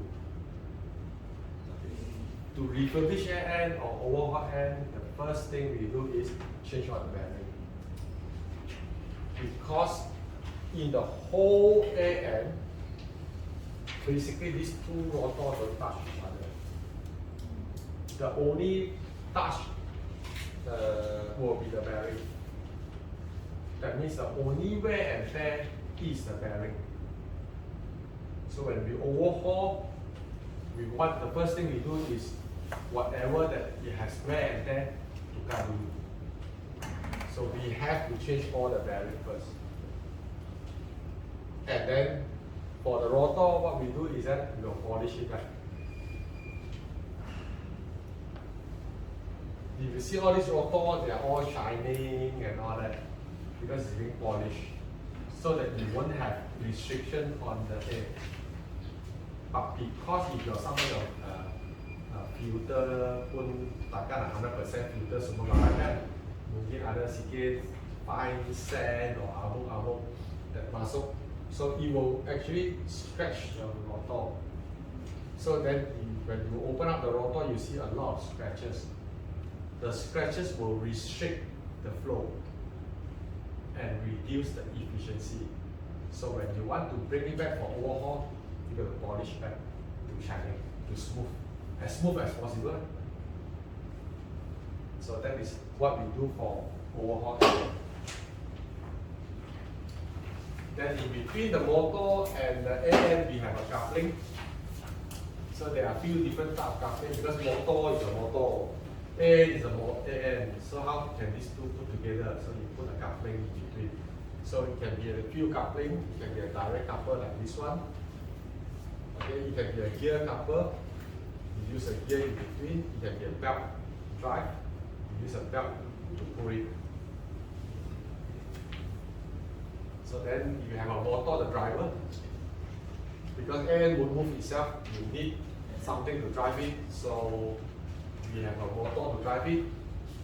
We require a power supply. Be it 415, 3-phase, single phase. As long as you put in power, the motor will run. And typically, motor is designed based on kilowatt or horsepower. The RPM, the efficiency, RE rating, RE3 lah, RE4 lah. The latest now I heard is RE6, I think. So RE5 is already there a few years back. So the higher the RE rating, the better the efficiency. Then the protection, the IP rating. IP rating is basically European rating, whether it is weatherproof or you need to put it indoor. So we can IP55 IP23 IP65 IP66 and all these things. And then the mounting type, whether you want a foot mounting or a flash mounting, area classification, and EX motor or non-EX motor. So these are some of the examples to rate the motor.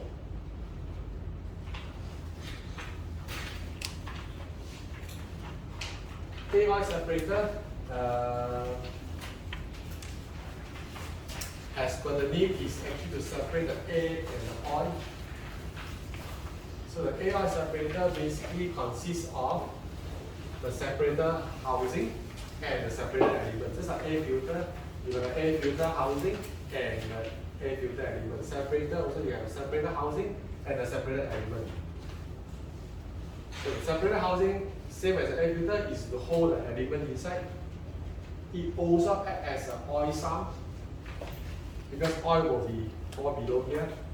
You need to top up oil, you need to top up from here. You need to check the oil level, you also need to check from here. And as a air buffer tank and pulsation dampener. What is an air buffer tank and pulsation dampener? Because if you look at the screw compressor design, or which is or any positive displacement compressor, let's make it simple. The piston compressor, you pull it down, you vacuum air. You push it up, you compress and deliver. So, how the piston compressor? Alright? So, how you get the air to be? Because no air, air, no air, air, no air, air. So what you get is air, no air, no air. So that will, then you won't have a smooth air flow to you, to the equipment or to any instrument. So air separator, what it does is that the screw compressor is the same. Also you remember there's a bigger one, smaller one, smaller. So when they move to the other one, so they move to the other one, so you have A, no A, A, no A, it's the same. Positive displacement is this. Unlike the continuous flow, the centrifugal, like KIPAS, it just blow air only. You won't have intermittent, got air, no air, got air, no air. So centrifugal compressor, you don't have this problem. But lottery screw or piston compressor, you have this problem. So the screw compressor, what it does, this separator tank also acts the pulsation. Pulsation means that you won't have this, got air, no air, got air, no air, got air, no air. You will have this line. Because got air, no air, this will absorb it. So when it delivered out is a constant 4.5 bar, at least. So that means you got air, no air is all handled by here. Alright? So that's why we call it a pulsation dampener as well. Then inside there's a separator element. Okay, separator element is very straightforward. It will actually separate the air and oil. And the oil will be dropped down to the sump here below.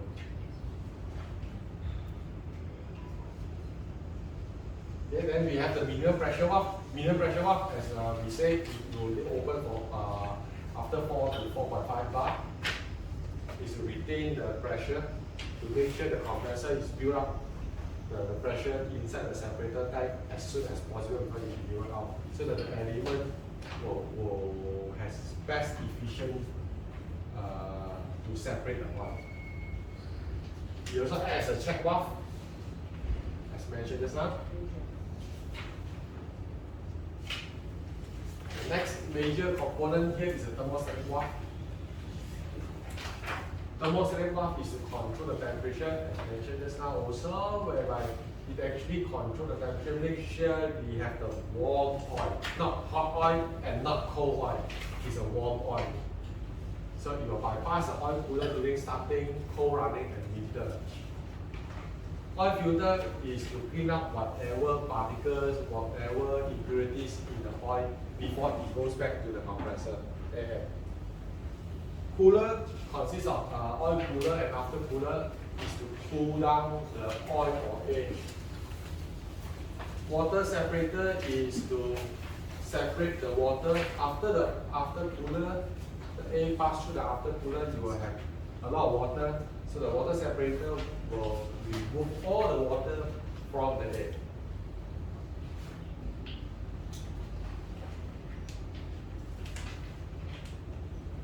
So far, any question?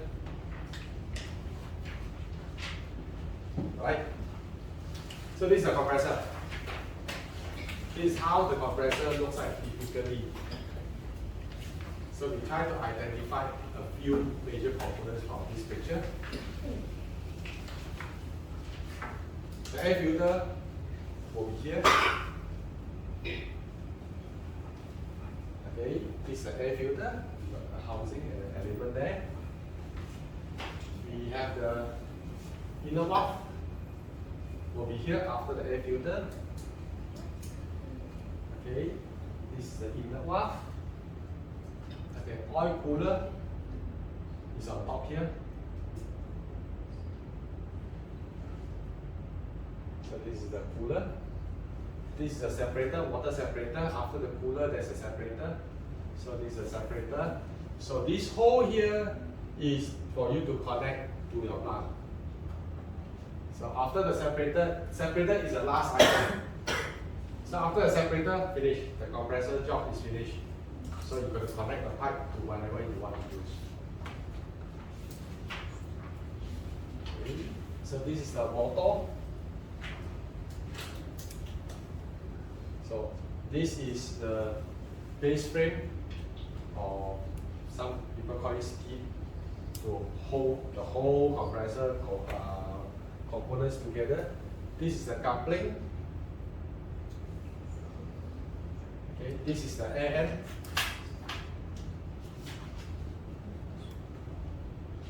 Okay, behind here is the separator. So this is the separator behind. This is the oil filter.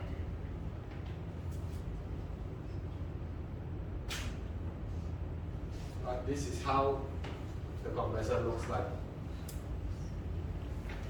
Usually, yes. Sorry, where's the thermostat? Thermostat is actually in between the oil filter. You cannot see actually the other side.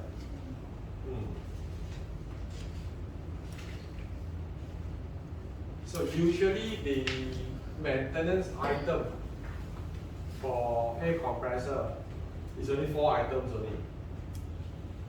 Air filter, oil filter, separator element, and oil. These are the 4 items, a consumable item. You like it or you don't like it, you spoil or non-spoil, you have to change according to time. Number the regulator lah. You send for service, you like it, you don't like it, you must send 5,000 km, 10,000 km, depending on what oil you use. Okay, you go in there, suka tak suka, dia kena tukar oil filter dulu, tukar minyak dulu. The same thing here, these are the 4 items. So if you notice from here, the 4 items actually located this side and the other side. This side and this side don't have. It's all accessible through this. So when you build an enclosure or housing in between, so what it does is that you will have door here on this side and the other side, because you can access the oil filter from this side, air filter from this side. The other side is the separator. You can access it through the other side. Is change the separator element and the oil. So the door usually will be on this side and the other side. These 2 sides is actually a fixed panel. You won't have a door there usually. But obviously, if you want to put a door, there's no wrong on that.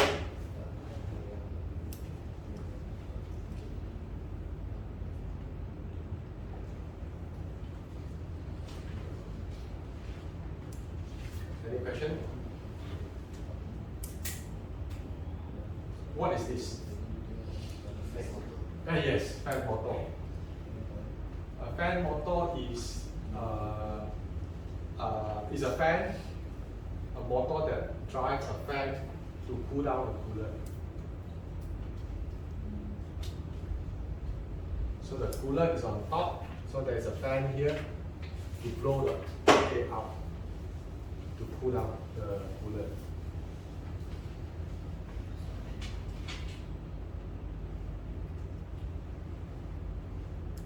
Any other question? Yes. If we overhaul the AN, is it necessary to overhaul the motor as well? Okay, Miss Sophia question is if we overhaul the AN, do we need to overhaul the motor? Okay, the answer is it depends on what the customer's requirement. Some customer I want total overhaul the compressor. Basically, you take it back, you overhaul the valve, you overhaul the AN, you overhaul the motor, you overhaul the cooler, there's total overhaul. So if you want to overhaul the AN only, yes, you can. You just take out the AN and overhaul the AN only. Not necessary to overhaul the motor. So if you say, oh, I want to overhaul the AN and motor, or we call it a drive train. It's a train, kereta api. Okay, so because it looks like a train, one join together the other one, so we call it a drive train. So they say I want to overhaul the drive train. That means it's consisting of motor and AN. Some customers, I want to overhaul the motor only. Yes, you can.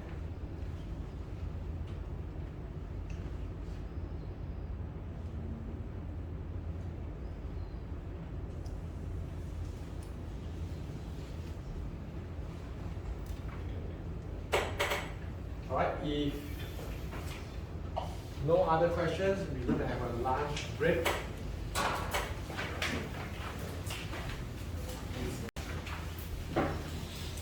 Alright, welcome back. Finish our lunch. So, semua kenyang kan? A bit sleepy, right? Okay, let's maybe have a game. So we have a refreshing time, a mini game. Right, the scissors, water, stone. Very simple game. Scissors. Okay. Win the water. Water win the stone. Stone win the scissors. Right. So simple. What you all got to do is that you all find a partner. You can move around. Find a partner not in your group.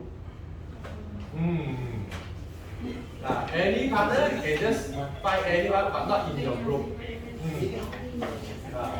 Move around.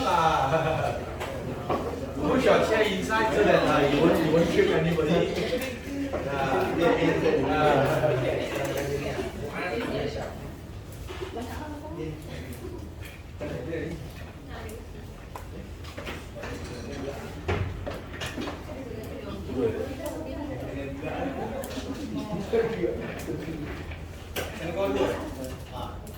You got to stand up, you got to stand up. So you got to stand up, push your chair inside, don't trip anybody.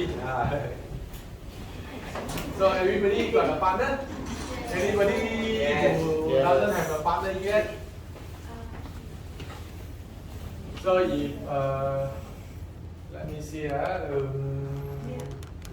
so we can have three persons also. So that side, okay, so this side we have two, and two. Okay, so the three of you, not same group, huh? Okay, then you're going to move out. So you are yellow, so you are what group? Pink. You are pink? Orange. Huh? So is that any of your in your group? Okay, then you go to the other side. Okay, so you come to this side. Okay, so your three will be playing together. So what I want you all to do is very simple. Okay, you don't face each other, face behind. That means the person will be okay here. Move. So okay, we move this side. I said turn. So both of us turn and show either one of these. Alright? Simple? Okay. Now, so don't face each other first. Okay. The back to back. Alright? Okay. Now, ready? So the three of you is the same. Okay, now. Ready? Turn!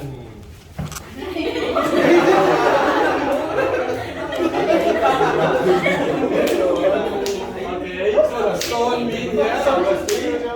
Okay, so nobody wins here. So the scissors win. Stone win. So stone, okay, this is a draw. Okay, so that is a scissors win. That's a draw. That's a draw. Not a draw, Okay, so who has win? Just now, who has win? Okay, great. Okay.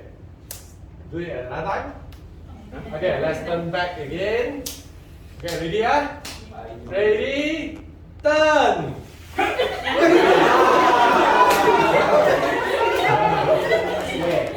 Okay, so what? There's a lot of draws. Alright, so okay, who has win 2 times? 2 times. Okay. So let's do it again. So ready? Turn!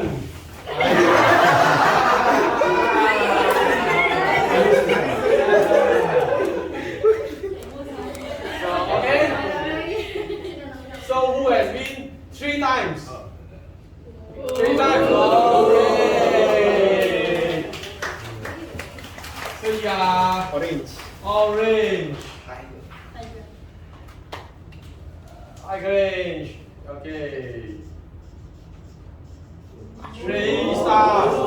Who has been 2 times? 3% only. So yeah. Python. 2 times.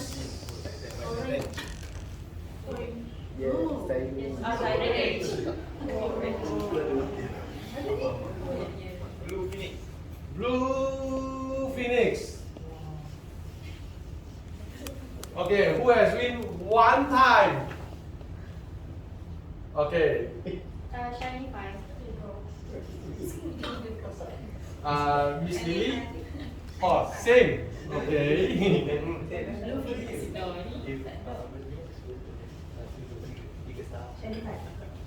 What? Shiny 5 a lot. Okay.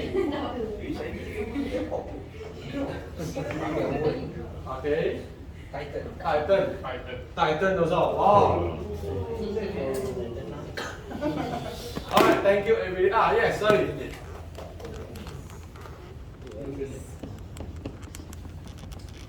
Okay, thank you everybody. Have a seat. Thank you.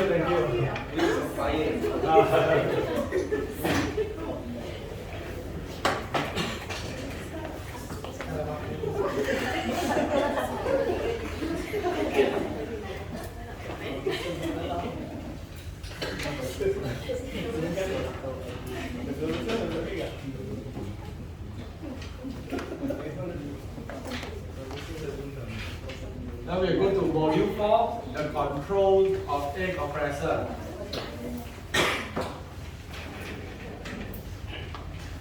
So what is the control of air compressor? It's actually a very important topic for air compressor.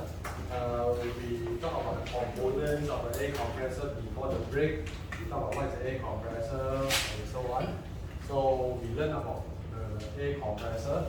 But here now we talk about the control, how to control the air compressor.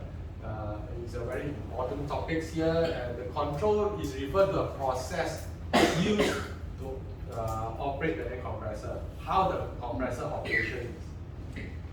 So it is to regulate the compressor to equalize the demand and supply. So what does it mean? Very simple.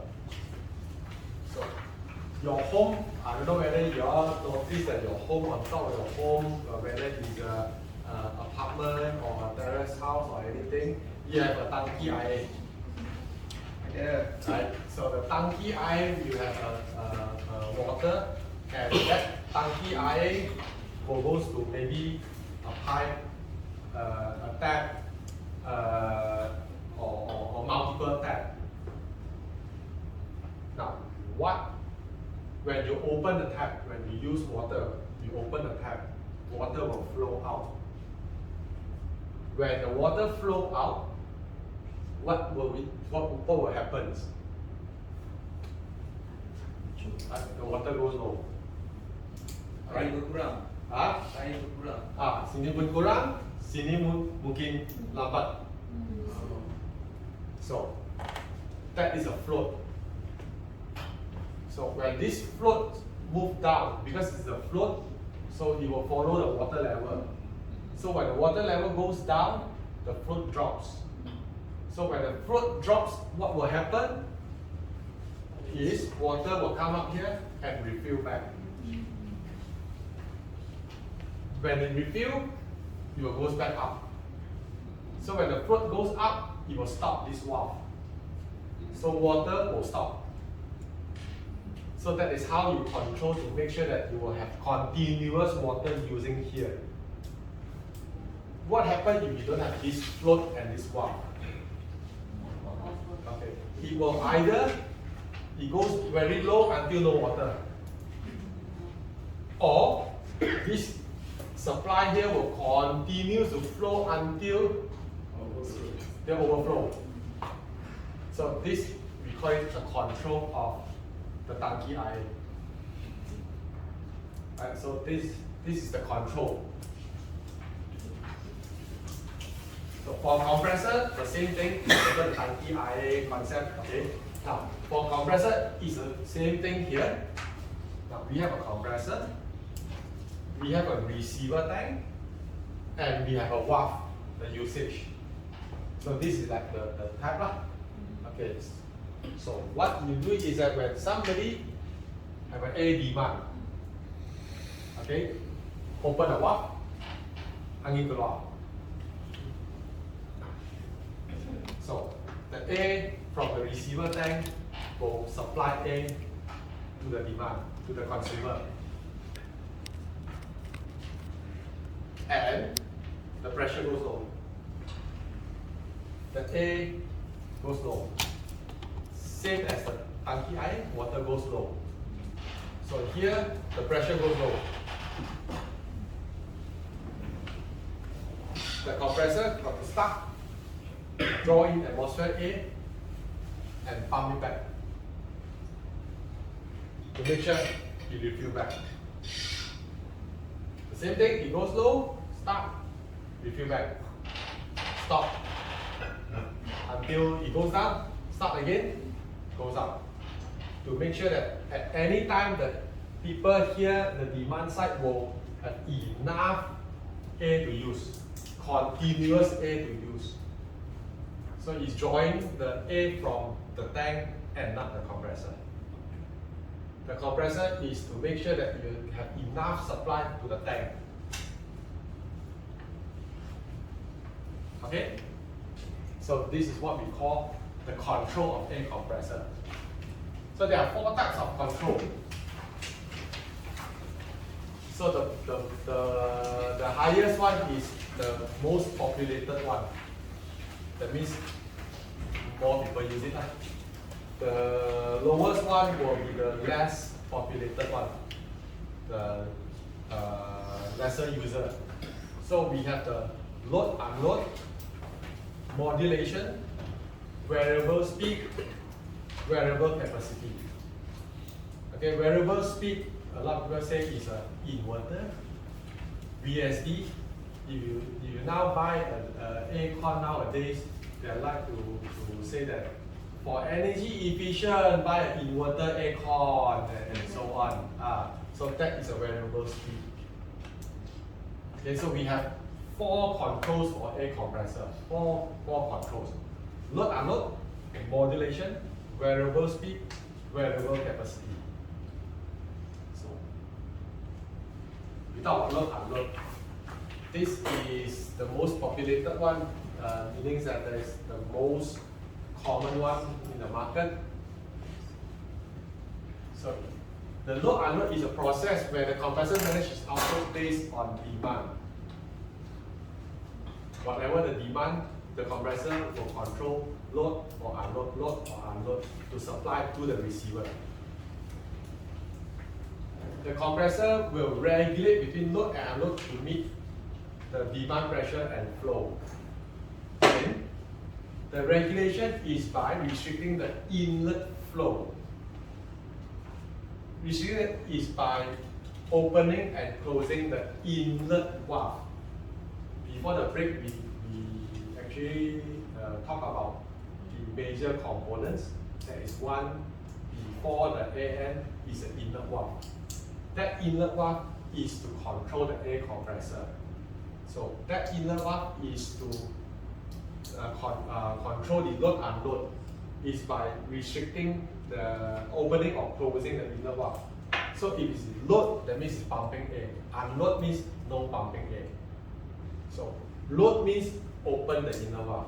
Unload means close the inlet valve. Just that only.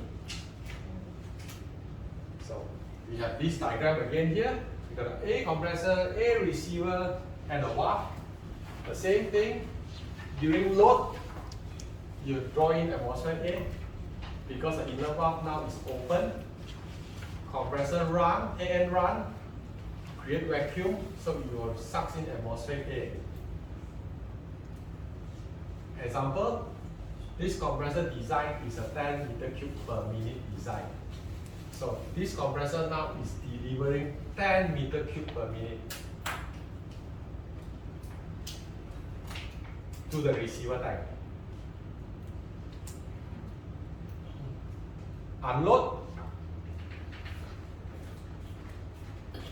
So when your demand is only 7 meter cube. Just now we talk about the compressor, what is the design? 10 meter cube per minute, you're right. Okay. So for 10 meter cube per minute, but the demand is only 7 meter cube per minute. So how does this work? So because now the compressor is not drawing any air, it's unload. So not drawing any air, no air delivered, so it's 0. Once you draw 7 meter cube per minute, your receiver goes low. So what happens next is the compressor will load. Once you hit a certain low level, which based on pressure, then the compressor will sense, receiver pressure now is low. So you got to load. So how you load? Open the inlet valve. So when you open the inlet valve, you draw atmospheric air and goes to the receiver 10 meter cube per minute. Because 10 meter cube per minute is more than 7 meter cube per minute. Right? So what happened to this receiver? Slowly fill up, you're right. Slowly it will rise up. So once it rise up, unload again. Then the cycle continue and continue. So the compressor load, unload. Simple? So that is the first control, the easiest control of all the 4 controls. Okay, then unload, okay, then it goes down again, then load again. So how load unload works in the inlet valve? There are a few types of inlet valve. There are 2 major types of inlet valve. So the first one is a butterfly valve. The butterfly type. If you look inside here, basically from the top view of the butterfly valve. Why it's called a butterfly? Because you got a valve here, looks like butterfly. Right?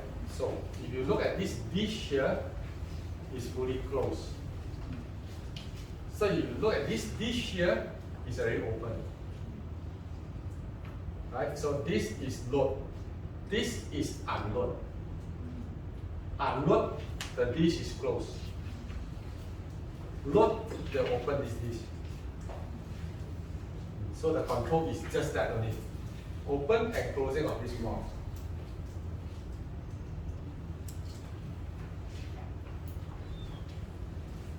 The other type of valve is called the compact valve. It's the same thing, it's the same principle, open and close the valve. So what it does is that during unload, this valve here, this dish here will be pushed up. It's a piston type, it will push up. So you block the inlet. During loading, you will push down so that air can go in. So it's the same thing, you just need to open up the opening to let air goes in. You call it load. You close it, then no air going in, you will be unload. Right? So this is the load unload, butterfly valve and the pocket valve.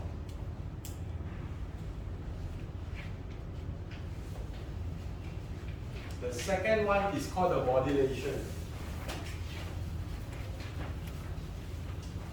It's the same thing, a process where the compressor manages output based on demand. It's the same thing, also based on demand. The compressor will consider inlet valve to equalize the air supply and air demand. The previous one is to meet the air supply and air demand. This one is to equalize the air supply and air demand. Right? How it works? The same thing, the same picture, the same diagram. During starting, receiver empty, no air at all. Start the compressor, compressor will load. Why? Because empty mah. So not full. So the compressor will load. Drawing atmosphere air. Again, the same compressor we are using, 10 meter cube per minute. Start filling up. So once it's filled up, unload. Right? So unload. Now, the same customers, same demand, 7 meter cube per minute. The same 7 meter cube per minute demand. What will happen? The receiver pressure goes down. So once the receiver pressure goes down, the compressor will go to a modulate mode. Just now the previous load unload is it goes to the load mode. So it goes to the modulate mode. It drawing air at 7 meter cube. No more 10 meter cube. It only draws 7 meter cube. That's why we say the word here, the key word here is equalize. 7 equals 7. You're going to equalize it. So the air demand will be equalized by the air supply. So he needs 7, he gives 7. This is called modulation. Yes. In modulation, we can set the compressor based on the air receiver capacity or the flow rate? Pressure. On the pressure. On the pressure. It means the pressure, if no demand, the pressure in the receiver. If no demand, the pressure will go up. The pressure in the receiver, when there's air, achieve and it will stop. It will close the valve partially. Just now we are talking about, okay, and you are quick before I go to the next slide. Yeah, I understand. That's like, okay. So basically just now we are talking about load unload. Load unload is fully open or fully close the valve. So modulation is partially close the valve. So just now we're talking about unload, fully close. Load, fully open. So how we achieve partially is partially open compared to this one. 10 meter cube, 7 meter cube is about 70% of the full load. This valve will open 70% only. This means still have a compression there. Still have compression, so it will suck in 70% of the air for it to compress and deliver 70%. In this case, 7 meter cube per minute. This means the compressor never stop. The compressor won't stop.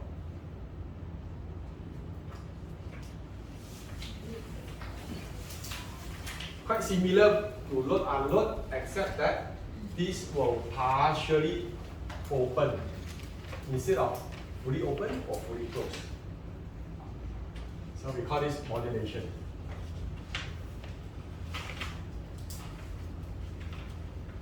Okay, so far still okay? Variable speed.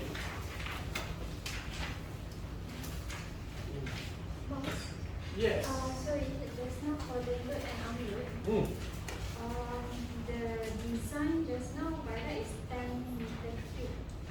Yes. And then the air demand we consider that as operating.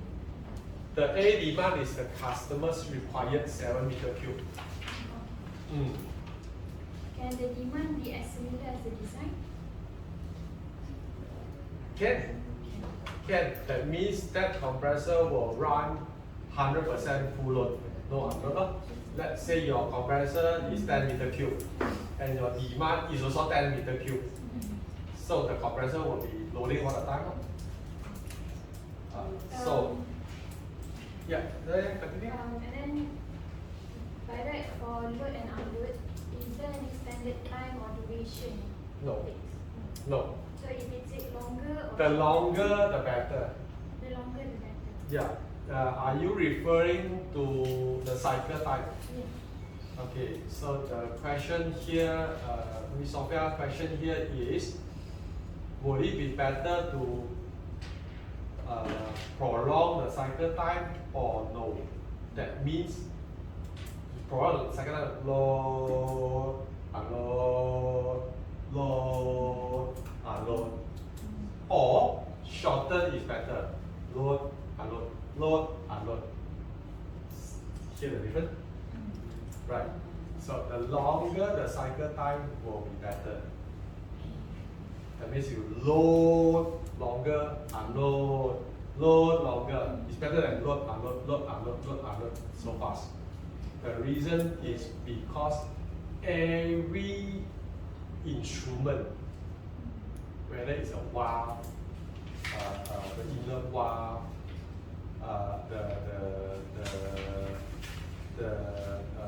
a solenoid valve, it is designed with a certain cycle.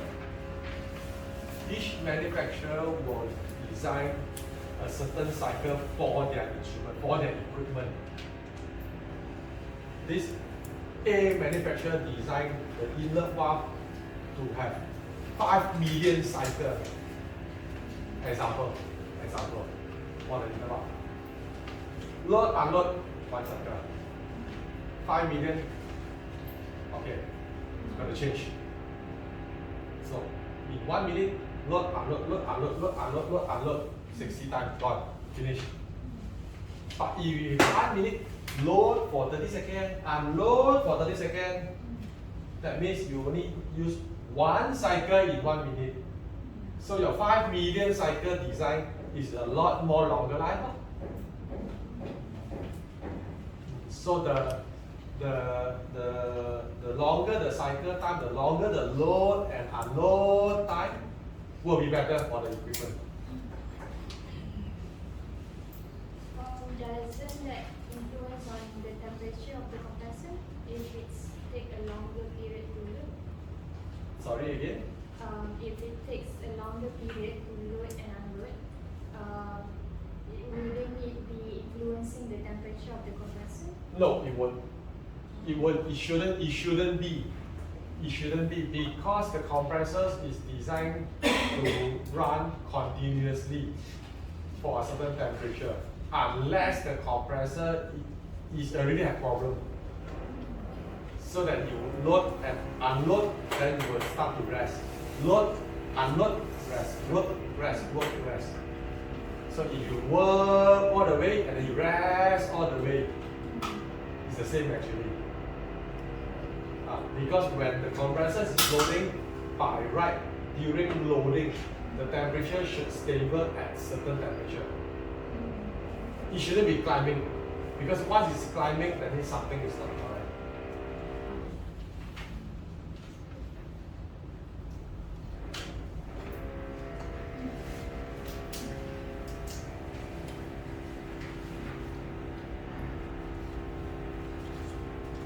Right? We go to the VSD, variable speed drive. So what is a VSD? VSD is a process to equalize the air supply and air demand. Same as coordination. We use the equalize and not meet the air supply and air demand. We have to equalize the air supply and air demand. VSD is a control. VSD is to control the speed of the motor by adjusting the input frequency. We go to that. Reducing the speed will simultaneously reduce the air supply. How it works? Still remember this diagram? Okay, the birthday party diagram. Now we pump 10 times and the balloon inflated. Right? What happened? The same pump, same balloon, pump 5 times. In 1 minute, half the size. Right? If you pump 10 times in 1 minute, it's this size. Pump 5 times, it's smaller, half the size. Same thing as a BHD. If you pump faster, more air. Slower, less air. Right? Okay, we use the same diagram here. Compressor, receiver, air demand. So, when the receiver is empty during starting, compressor load sucks in atmosphere air. We give you 10 meter cube, the same compressor. 10 meter cube per minute, fill up the receiver, and your air demand is only 7 meter cube. Same consumer, same customer, same demand, 7 meter cube per minute. So the compressor will change to a BHD mode. So you supply 7 meter cube per minute to equalize it.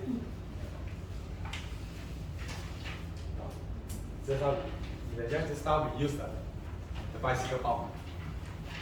10 times is equal to 10 meter cube per minute. So you need 7 meter cube per minute. In 1 minute, you just pump 7 times. 7 meter cube per minute. Right? So basically, you are reducing the pumping speed. So how it works? Now, we have a motor. We have the AN. Now we know that AN is doing the compression, is delivering the air. Motor is to what? To drive the air only. Right? So the design of the compressor same, 10 meter cube per minute. The motor, let's say, we are taking 1005 RPM. Right? Okay, you don't know what is RPM, right? Revolution per minute. So that means in 1 minute you will turn 1,500 times. So assuming this is turning 1,500 times, assuming it's the same here, also turning 1,500 times in 1 minute.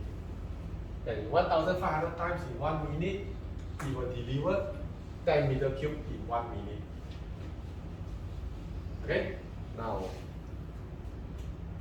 so we put in a power supply 50 hertz here, let's say, example. Malaysia power supply 50 hertz. The motor speed is 1,005 RPM. So, what is this speed here? 1,005 also. So what is, if it's 1005 RPM, what is the A amount of A that you deliver? 10 meter cube, right? Exactly. Now, A speed 1005, correct? So A is A inlet, A out supply, also 10 meter cube. So your guess is correct. The answer is correct. What happened if the customer change the A demand to 5 meter cube per minute?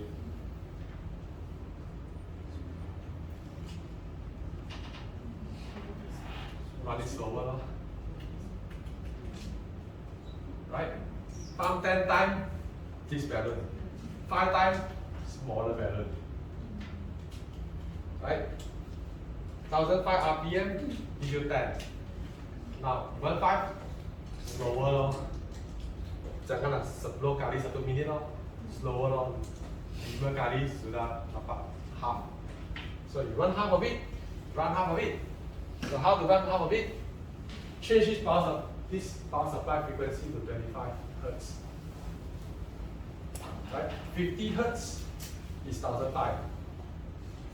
You want to run half, cut it into half. 50 Hertz, 25 Hertz. So once you put in 25 Hertz here, this thing turns to half. This thing turns to half, this also turns to half, 750 RPM. And this also turns to half. So that is a VSD. This means to regulate the driver. Yes, you need the instrument, an inverter here to cut the power supply, to cut the frequency. So, Malaysia frequency is 50 Hertz, let's say. Let's say this motor design is also 50 Hertz. So, I want 50%. Cut to half, 25 Hertz. I want 60%. Put 30 Hertz. 30 out of 50 is 60%. So, put 30 Hertz. Just control this. You will get the VSD. So this is how a VSD works. Yes. The first one ask, does the VSD motor or the normal motor are the same spec or the different? It all depends. Usually a VSD motor will be a different specs. Right. The motor for normal motor is running at 1005 RPM. So that means your fan and the motor also will design to 1005 RPM only. Right. And if you put in a VSD mode, okay, we take this example, a 50% demand. So my motor will run at 750 RPM. So at the same time, my fan also running at half the flow only. So the cooling might be affected. So, but can it run on a VSD? Yes. Yes, it depends on the motor, what type of design the cooling is. I can run at 90%, can it call it a VSD? Yes, why not? Not necessarily to be 50%, 60%. Can I run it at 98%? Can I call it a VSD? Yes, anything below 100 is a VSD. Right? Anything you slower down the RPM of the motor is a VSD. So, motor fan flow usually they will design it into, there's some service factor there. 10%, 25%, depends on manufacturer. So, if my service factor is 10%, then my motor can run it to 90% VSD.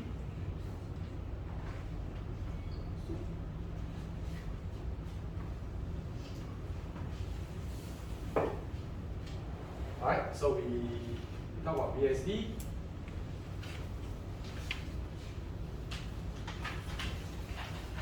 The last control is VCC, or variable capacity control. So what is the variable capacity control? The same keyword here, equalize. VCC is the process to equalize the A demand and the A supply. It's also equalized. Okay? VCC is to control the volume of the compression chamber. Reducing the volume for the compression will simultaneously reduce the air supply.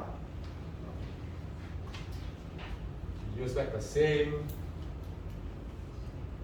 bicycle pump to inflate the balloon.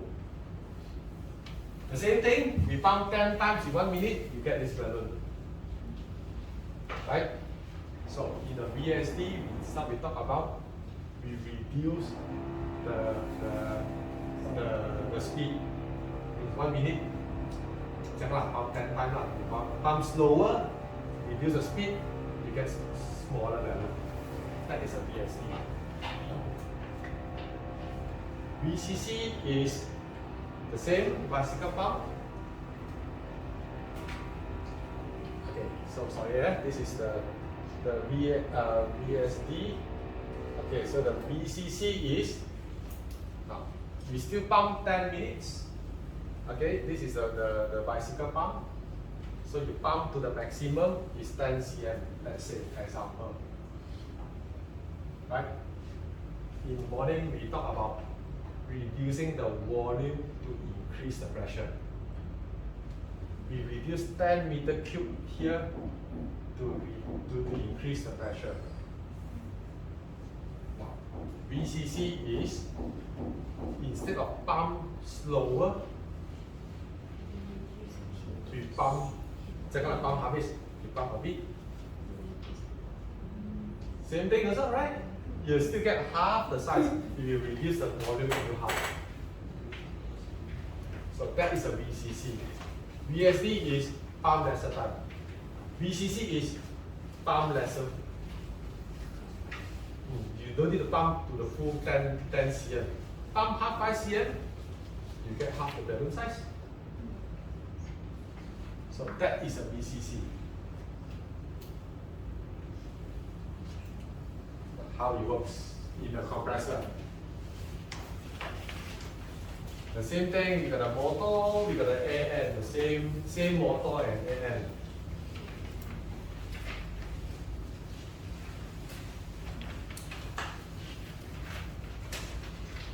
So we just take this part only. Okay, we just focus on this part only. Forget about all the other. We just focus on this part. Okay. The 2 screw will be the 2 screw. Alright? Try to rotate this way. Okay, try to imagine. Rotate this way. You'll see 1 screw here, 1 screw behind. Okay. So if we have these 2 screws. Now we have these 2 screws. So now, 1 here, 1 here. Rotate, huh?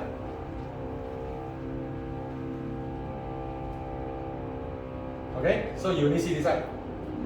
So this side is behind, this side is totally behind the first screw.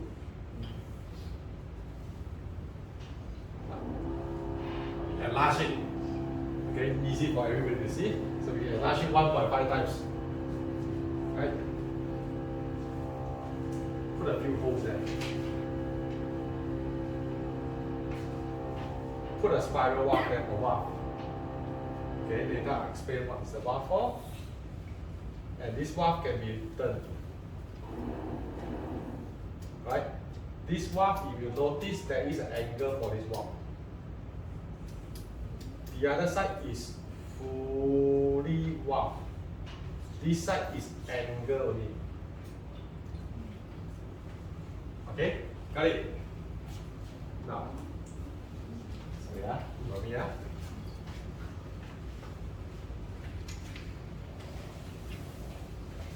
what you see here? Fully valve, fully steel, versus work. What you see this side? Other angle. Okay, so as you turn, angle semakin kecil, sampai tak nampak angle lagi. No more this angle. So there's a hole here, right? This valve can be turned. As it turns, so this angle getting smaller, smaller, smaller, smaller. No angle. Okay? Now.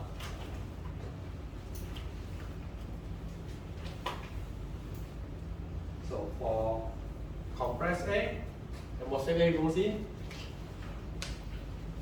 compress, discharge. Normal, still no different from the normal compressor, normal AN, whether you're running at load, unload, BHD, modulation, whether it's a 10 meter cube per minute compressor, no different. One side intake, compress, discharge. No different yet. Okay? Still the same, huh? Now we have this valve. So how this valve works is, so we just want to focus on this valve only. So this is called what? A spiral valve.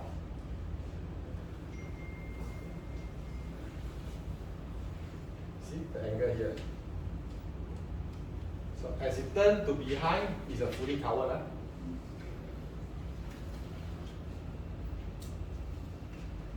Turn to behind is a fully covered. Okay? Emulsion A comes in here, discharge with compressed air. Fully covered, these are all the holes inside the AN housing. Fully covered means you will block all the holes. Right? So that means now we are using the full volume here. Okay? Bicycle pump, we are now using the full volume. This compressor is delivering 10 meter cube per minute. Now, what happened if I want 75% only? I want 7.5 meter cube per minute. This valve here now rotate to open some of the hole because it's angle. Right? Imagine, okay. Imagine as this angle. Now you can see this angle. Just now it was this way. Just now it was this way. As you turn, you can start seeing the angle. And see more. Same thing as you turn, you can see more.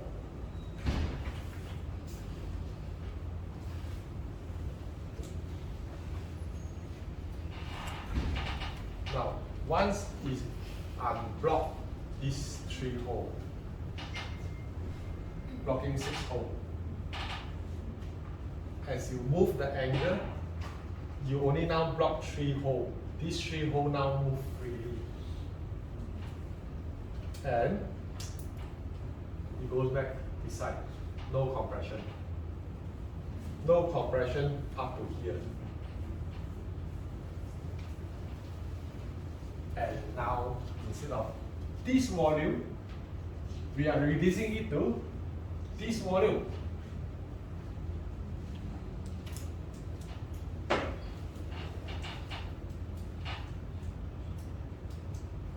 Can get it? A bicycle pump, this 10 cm, you want to reduce the balloon size, don't pump to full, pump halfway. Same thing, if you want to reduce the volume, don't pump to full volume, pump halfway. Right? Once we pump halfway, how to control the pump halfway? Because bicycle pump, we can pull up, we don't need to push all the way down, halfway down. But this one we cannot push halfway. So what it does is that it's just opening this hole, no compression. Just no compression. So the only compression take place is from here up to the end.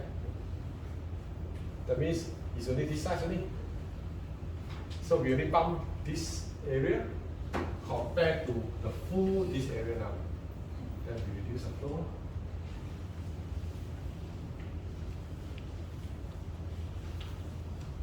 So this is the variable capacity control.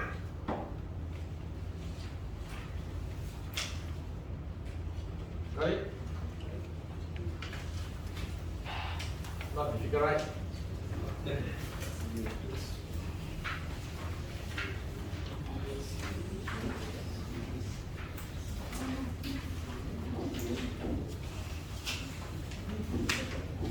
So far, any question? Yes? Normally, spiral box, the spiral box, usually built-in inside the this or we add on. It's built in inside the compressor. It's built in inside the compressor. So it's a different, it cannot be field installed. It cannot be field installed because in the housing for a compressor AN, you got two holes. The two hole is for the two rotor to slide in. Right? So normal compressor load, unload and modulation control, or even a BHD control, you only have two holes for the two rotor to slide in. For variable capacity control is a three hole. The housing a three hole. Two holes for the rotor, one hole for the spiral rotor. It's mean and itself, there is a hole. Yes. The housing itself, you got three holes. So normally you only have two holes. This one you have three holes there. So two on top, one below for the spiral rotor.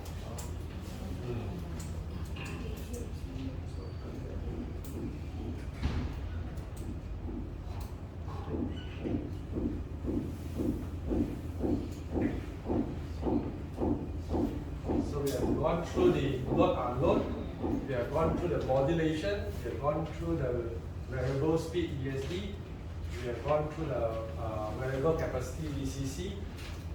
Any question about the four controls? Yes. Just want to ask, in SALM model, right, is the capacity control including three of it? BHD, the motor, BHD, the modulation, and also the VCC? Yes, you can add, you can have four control in one compressor. You can have one control in one compressor, okay? Two control in one compressor, okay? You can have total four control, put it into the A compressor, also can. So, how to control these four controls in one compressor? How to use all the four controls how to utilize the four controls, the correct word is how to utilize the four control. When do I use load unload? When do I use a BHD? The compressor start to confuse now. So it's very simple. It's basically it started off with VHD first. The compressor will turn the compressor speed first. Just now we also mentioned about the motor will have a limitation to turn down the speed. So because of the cooling, because of certain design and so on. So you might only turn down to a certain speed. Then what happened? Example, this motor can be turned down to 50%, let's say. So, and the compressor design is a 10 meter cube. So the compressor can maximum use 5 meter cube per minute in the BHD mode. But I only need 1 meter cube. What happened? So after the 5 meter cube, it will go into a variable capacity mode. Variable capacity mode can turn down to another 50%. 5 meter cube. Now, I turn another 50%, 2.5 meter cube. So now my compressor is delivering 2.5 meter cube. But The consumer said, I only need one. So this compressor says, I only use 2 mode already. My minimum now is 2.5. So what I do, I utilize the third control, which is a modulation. Modulation maximum can turn down to 60%. So from 2.5, I turn down another 60%. Right? So it's about 1.3. Using 3 mode already. I started on BHD, EPC, now modulation. 1.3.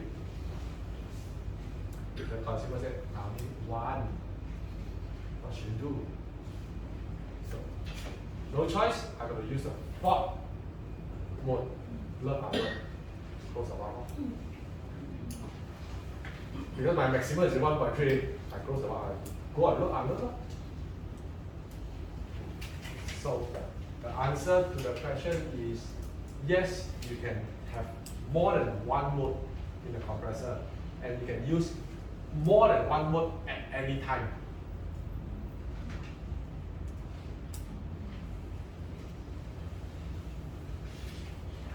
But first of all, you must have a compressor that have this 4 mode first. Whether you like it or you don't like it, whether which option you choose, you like it or you don't like it, it will come standard with the load unload, no question. I want to buy a BHD compressor, they come with load unload, free of charge first. Then BHD is an add-on. So I want a BCC here. Oh, so load unload comes in first as a free. You want BCC? Add on BCC. I want to add on a BCC? Add on also. So anything add on, extra charges. Load unload, consumer.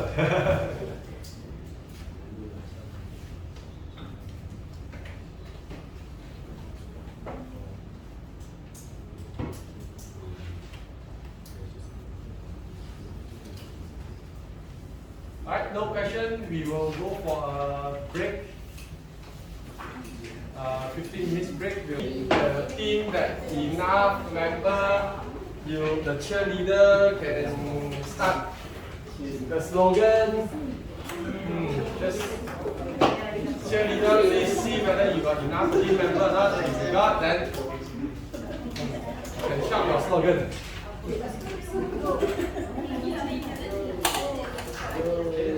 Yeah.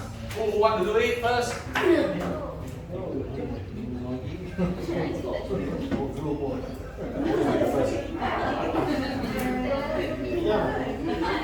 Yeah, okay. Where you go?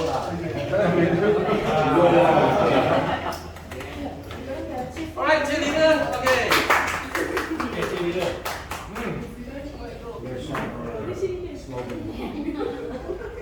You count of 1, 2, 3. Tiger Rage. Great. 2 star for the person to cheer. Anybody enough, you can cheer already. Okay, anyone just cheer. Together also no problem. 3, 4 teams together also no problem. Shiny 5. Always there, always there. Okay. Anybody? So anybody want to cheer? Okay. Okay, 3, 2, 1. Sakura. Awesome. Okay. Anyone? Yeah.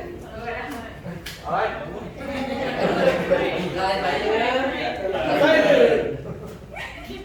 Okay.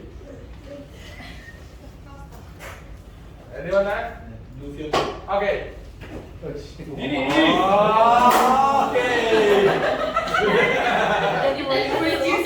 Alright. 1, 2, go! Blue unit. Ring of fire!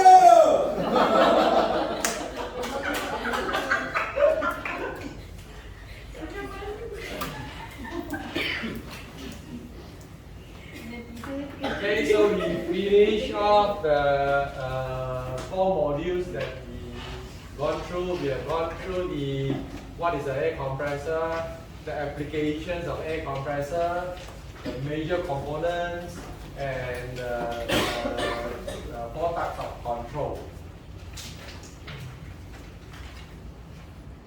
What we have here is another game time for you all. So you all still have the masking tape. Okay, here we have also some masking tape. So I want you all to do is that you all tear a small piece of the masking tape. Okay, you can just tear a small piece.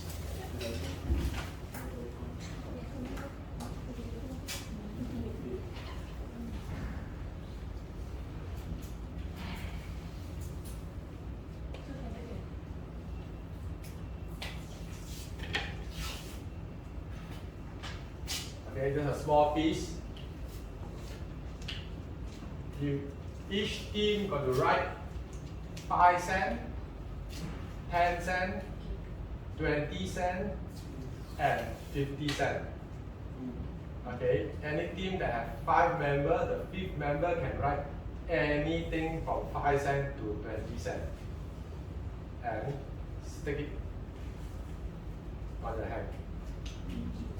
Okay, each team must not repeat. That means if you write 5 cents, you cannot write 5 cents. You write 10 cents, 20 cents, 50 cents. Okay, now start writing.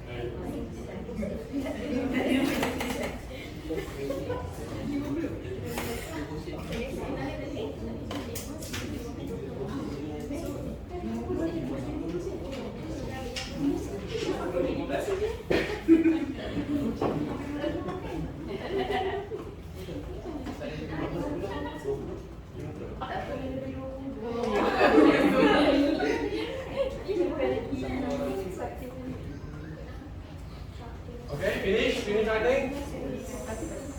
Okay, please stand up. Push your chair inside when you don't speak anybody.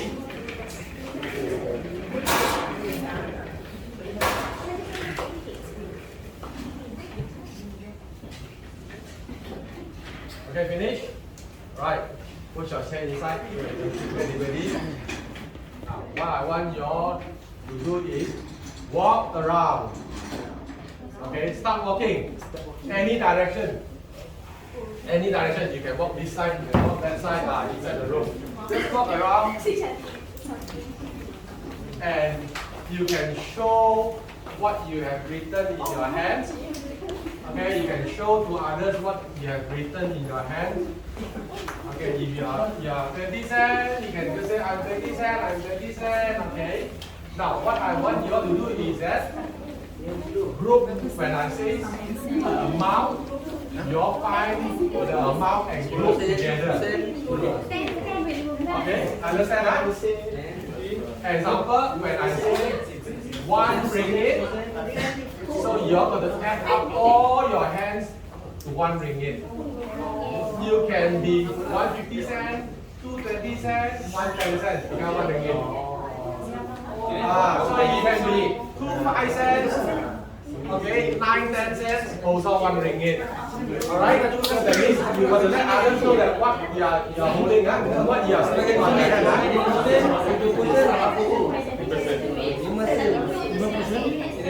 Okay, now start walking, no discussion, start walking, haven't yet. Haven't yet? Okay. Okay, please group together. 1 ringgit 25 cents. 1 ringgit 25 cents. 1 ringgit 25 cents.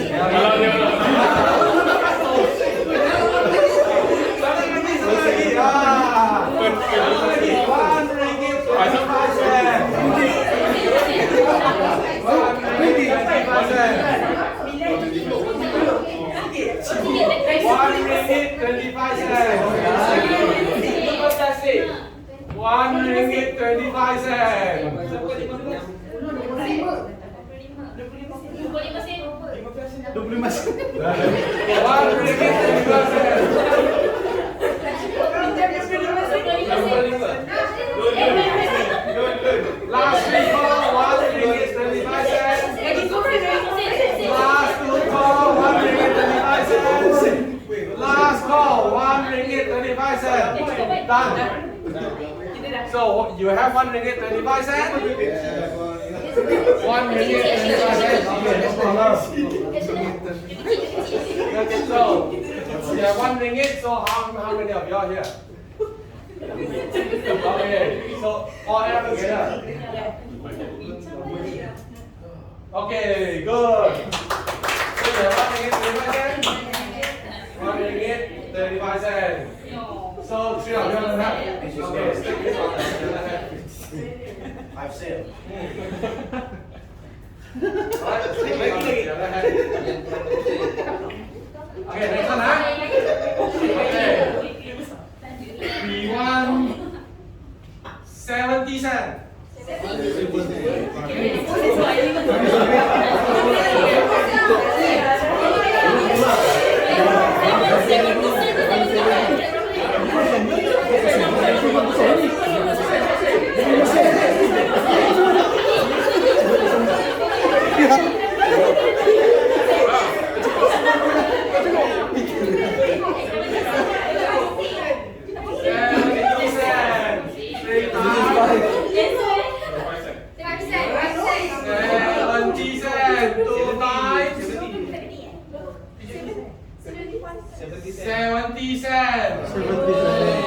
Okay, 70 cents. Done. So you got 70 cents. Okay, so you have 70 cents. So you have 20, lagi 5 sen kan?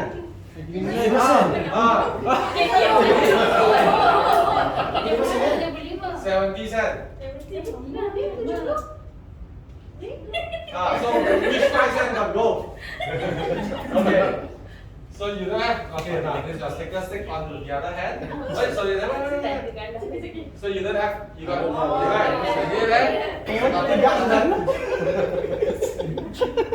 So you got 70 cents. So you got what? 70 cents. You don't have. Okay, stick onto your hand. Okay. Let's walk around. Let's walk around.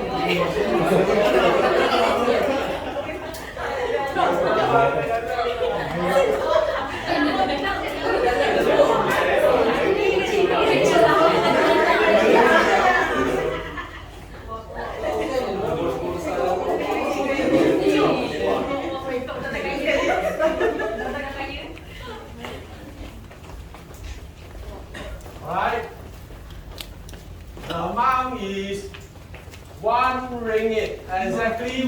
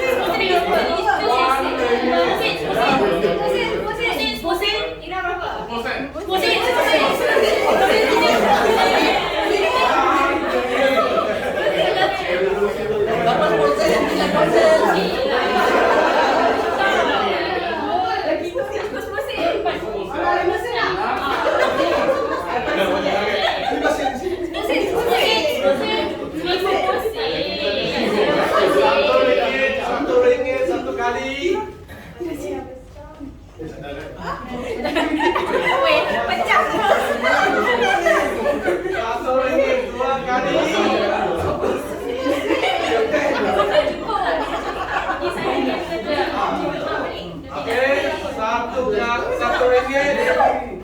3 kali. Kejap. Betul tak? Oh, sudah. Ada berapa? 5. Jadi kita lebih lah. Kalau di sini ada lebih. Okay. So you have 1 ringgit. Great. Cukup. Kamu buat sini. Tak berbalik kan?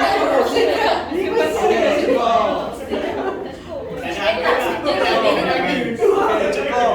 So boleh kan? Tidak besar sangat. Okay, stick to the hand, the other hand. Kita ada. Tak cukup. Oh, dia enough. Oh, enough. Oh, enough. Kecil-kecil. Asal dia tak nak guna dia? Dia tak nak kawan. Tak nak kawan. Okay, we are staying one. Semua kena tu lah. That's right.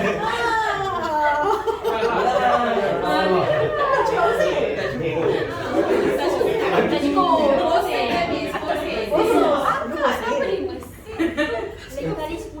Alright, one more last time.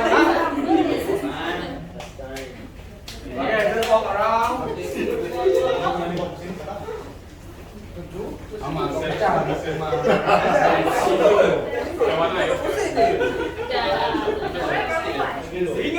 One ringgit, 15 cents. 115. 1 ringgit,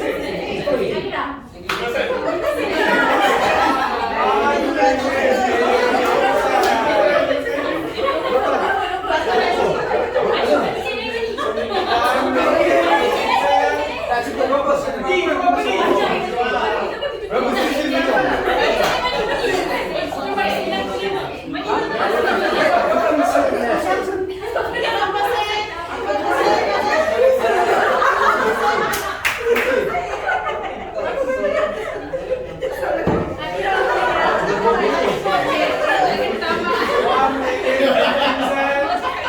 One time.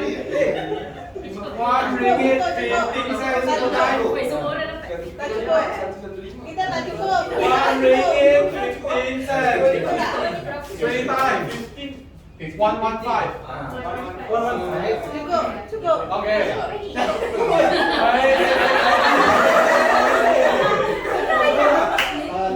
Lebih. Siapa lebih?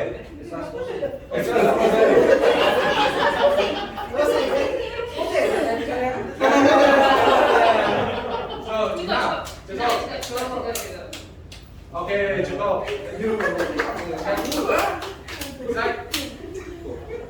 Okay, easy. Tak cukup. 5 tak cukup. Mana-mana tim saya memang tak cukup.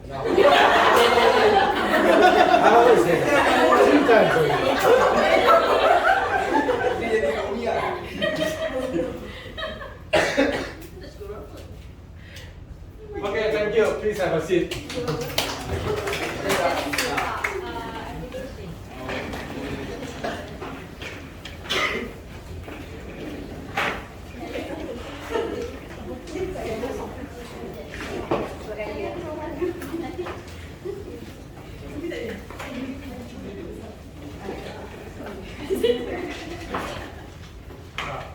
Team leader, please check your team. Any team that have no stickers on their hand. Five of you don't have stickers at all. No. The whole team got no sticker at all in their hand. No.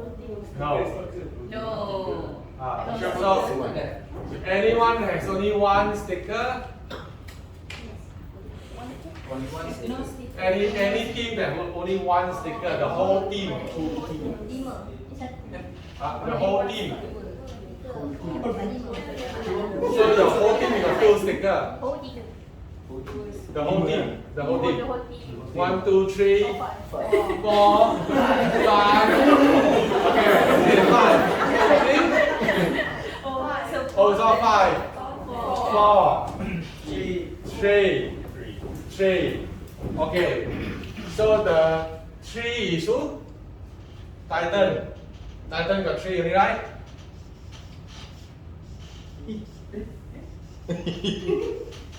Oh. Okay, so another team, Blue Phoenix also got 3 stickers only.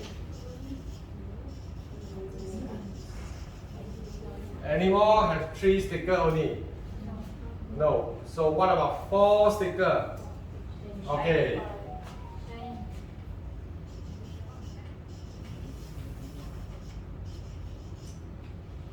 So any team that has 5 stickers, so 2 also. Yeah.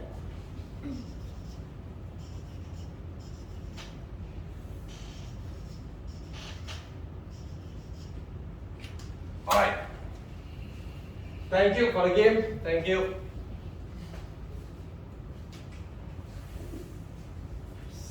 So for the last session here, we're going to have a quiz.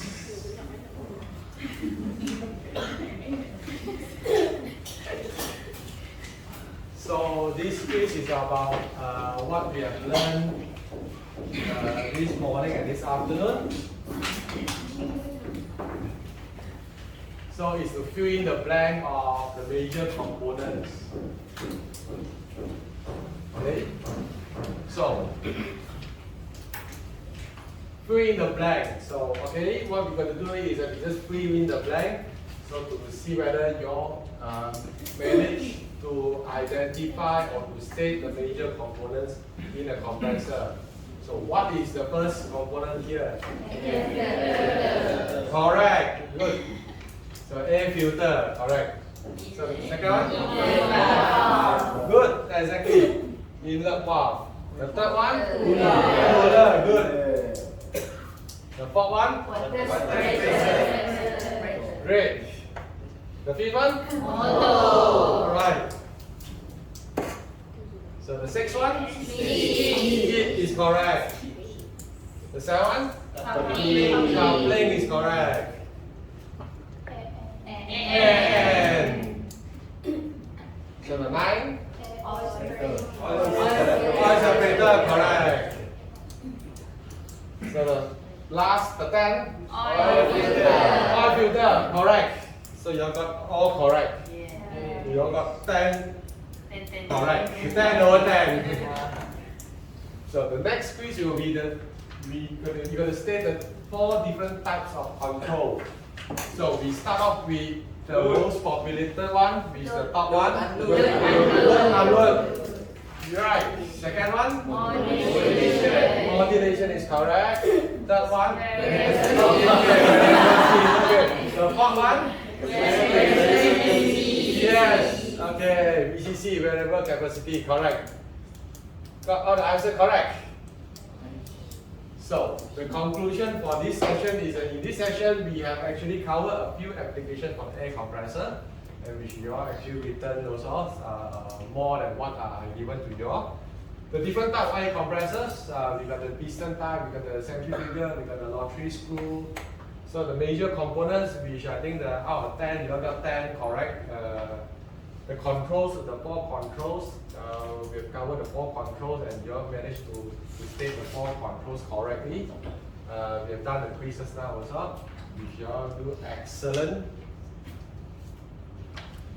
So the review outcome for today is that by now you should be able to identify at least 6, which you all got 10, more than 6, at least 6 major components in the air compressor, and state all the 4 controls of an air compressor successfully. Now we have a question and answer here. So any questions for today's training? Any subjects that you want to ask? Anything that you want to ask?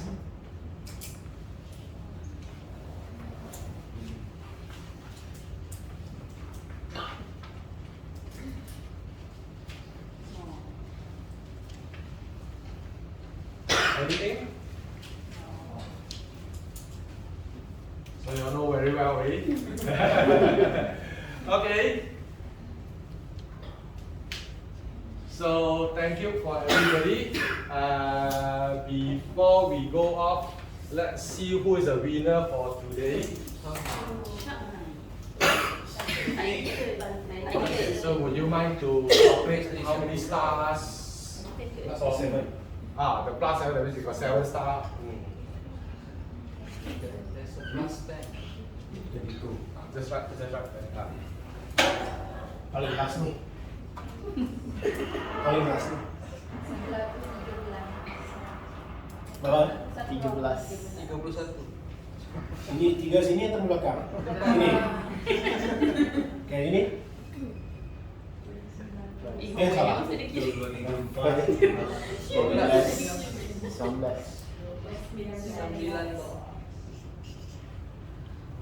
37. Dia dua. Bukan.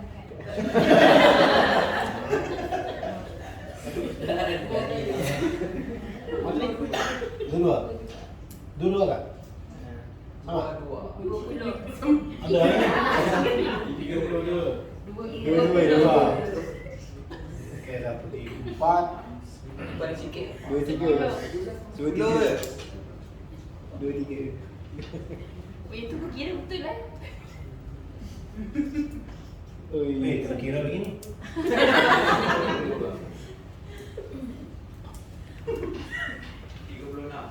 22. Okay, the highest is millimeter. Soalan bocor.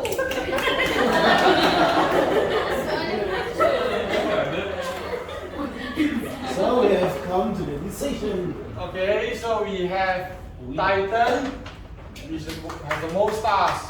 So Titan will have 4 EPCs here. So please, Titan member. Titan member. Cheers.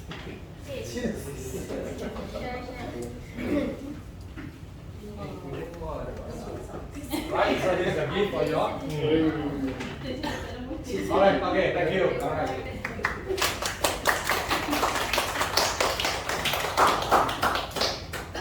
So we have finished this session. So before you all go back, whether you drive a car or take the link or somebody fetch you, sitting in the car, just look around and see what use air compressors to. Right? Okay. Alright, thank you everybody. Thank you.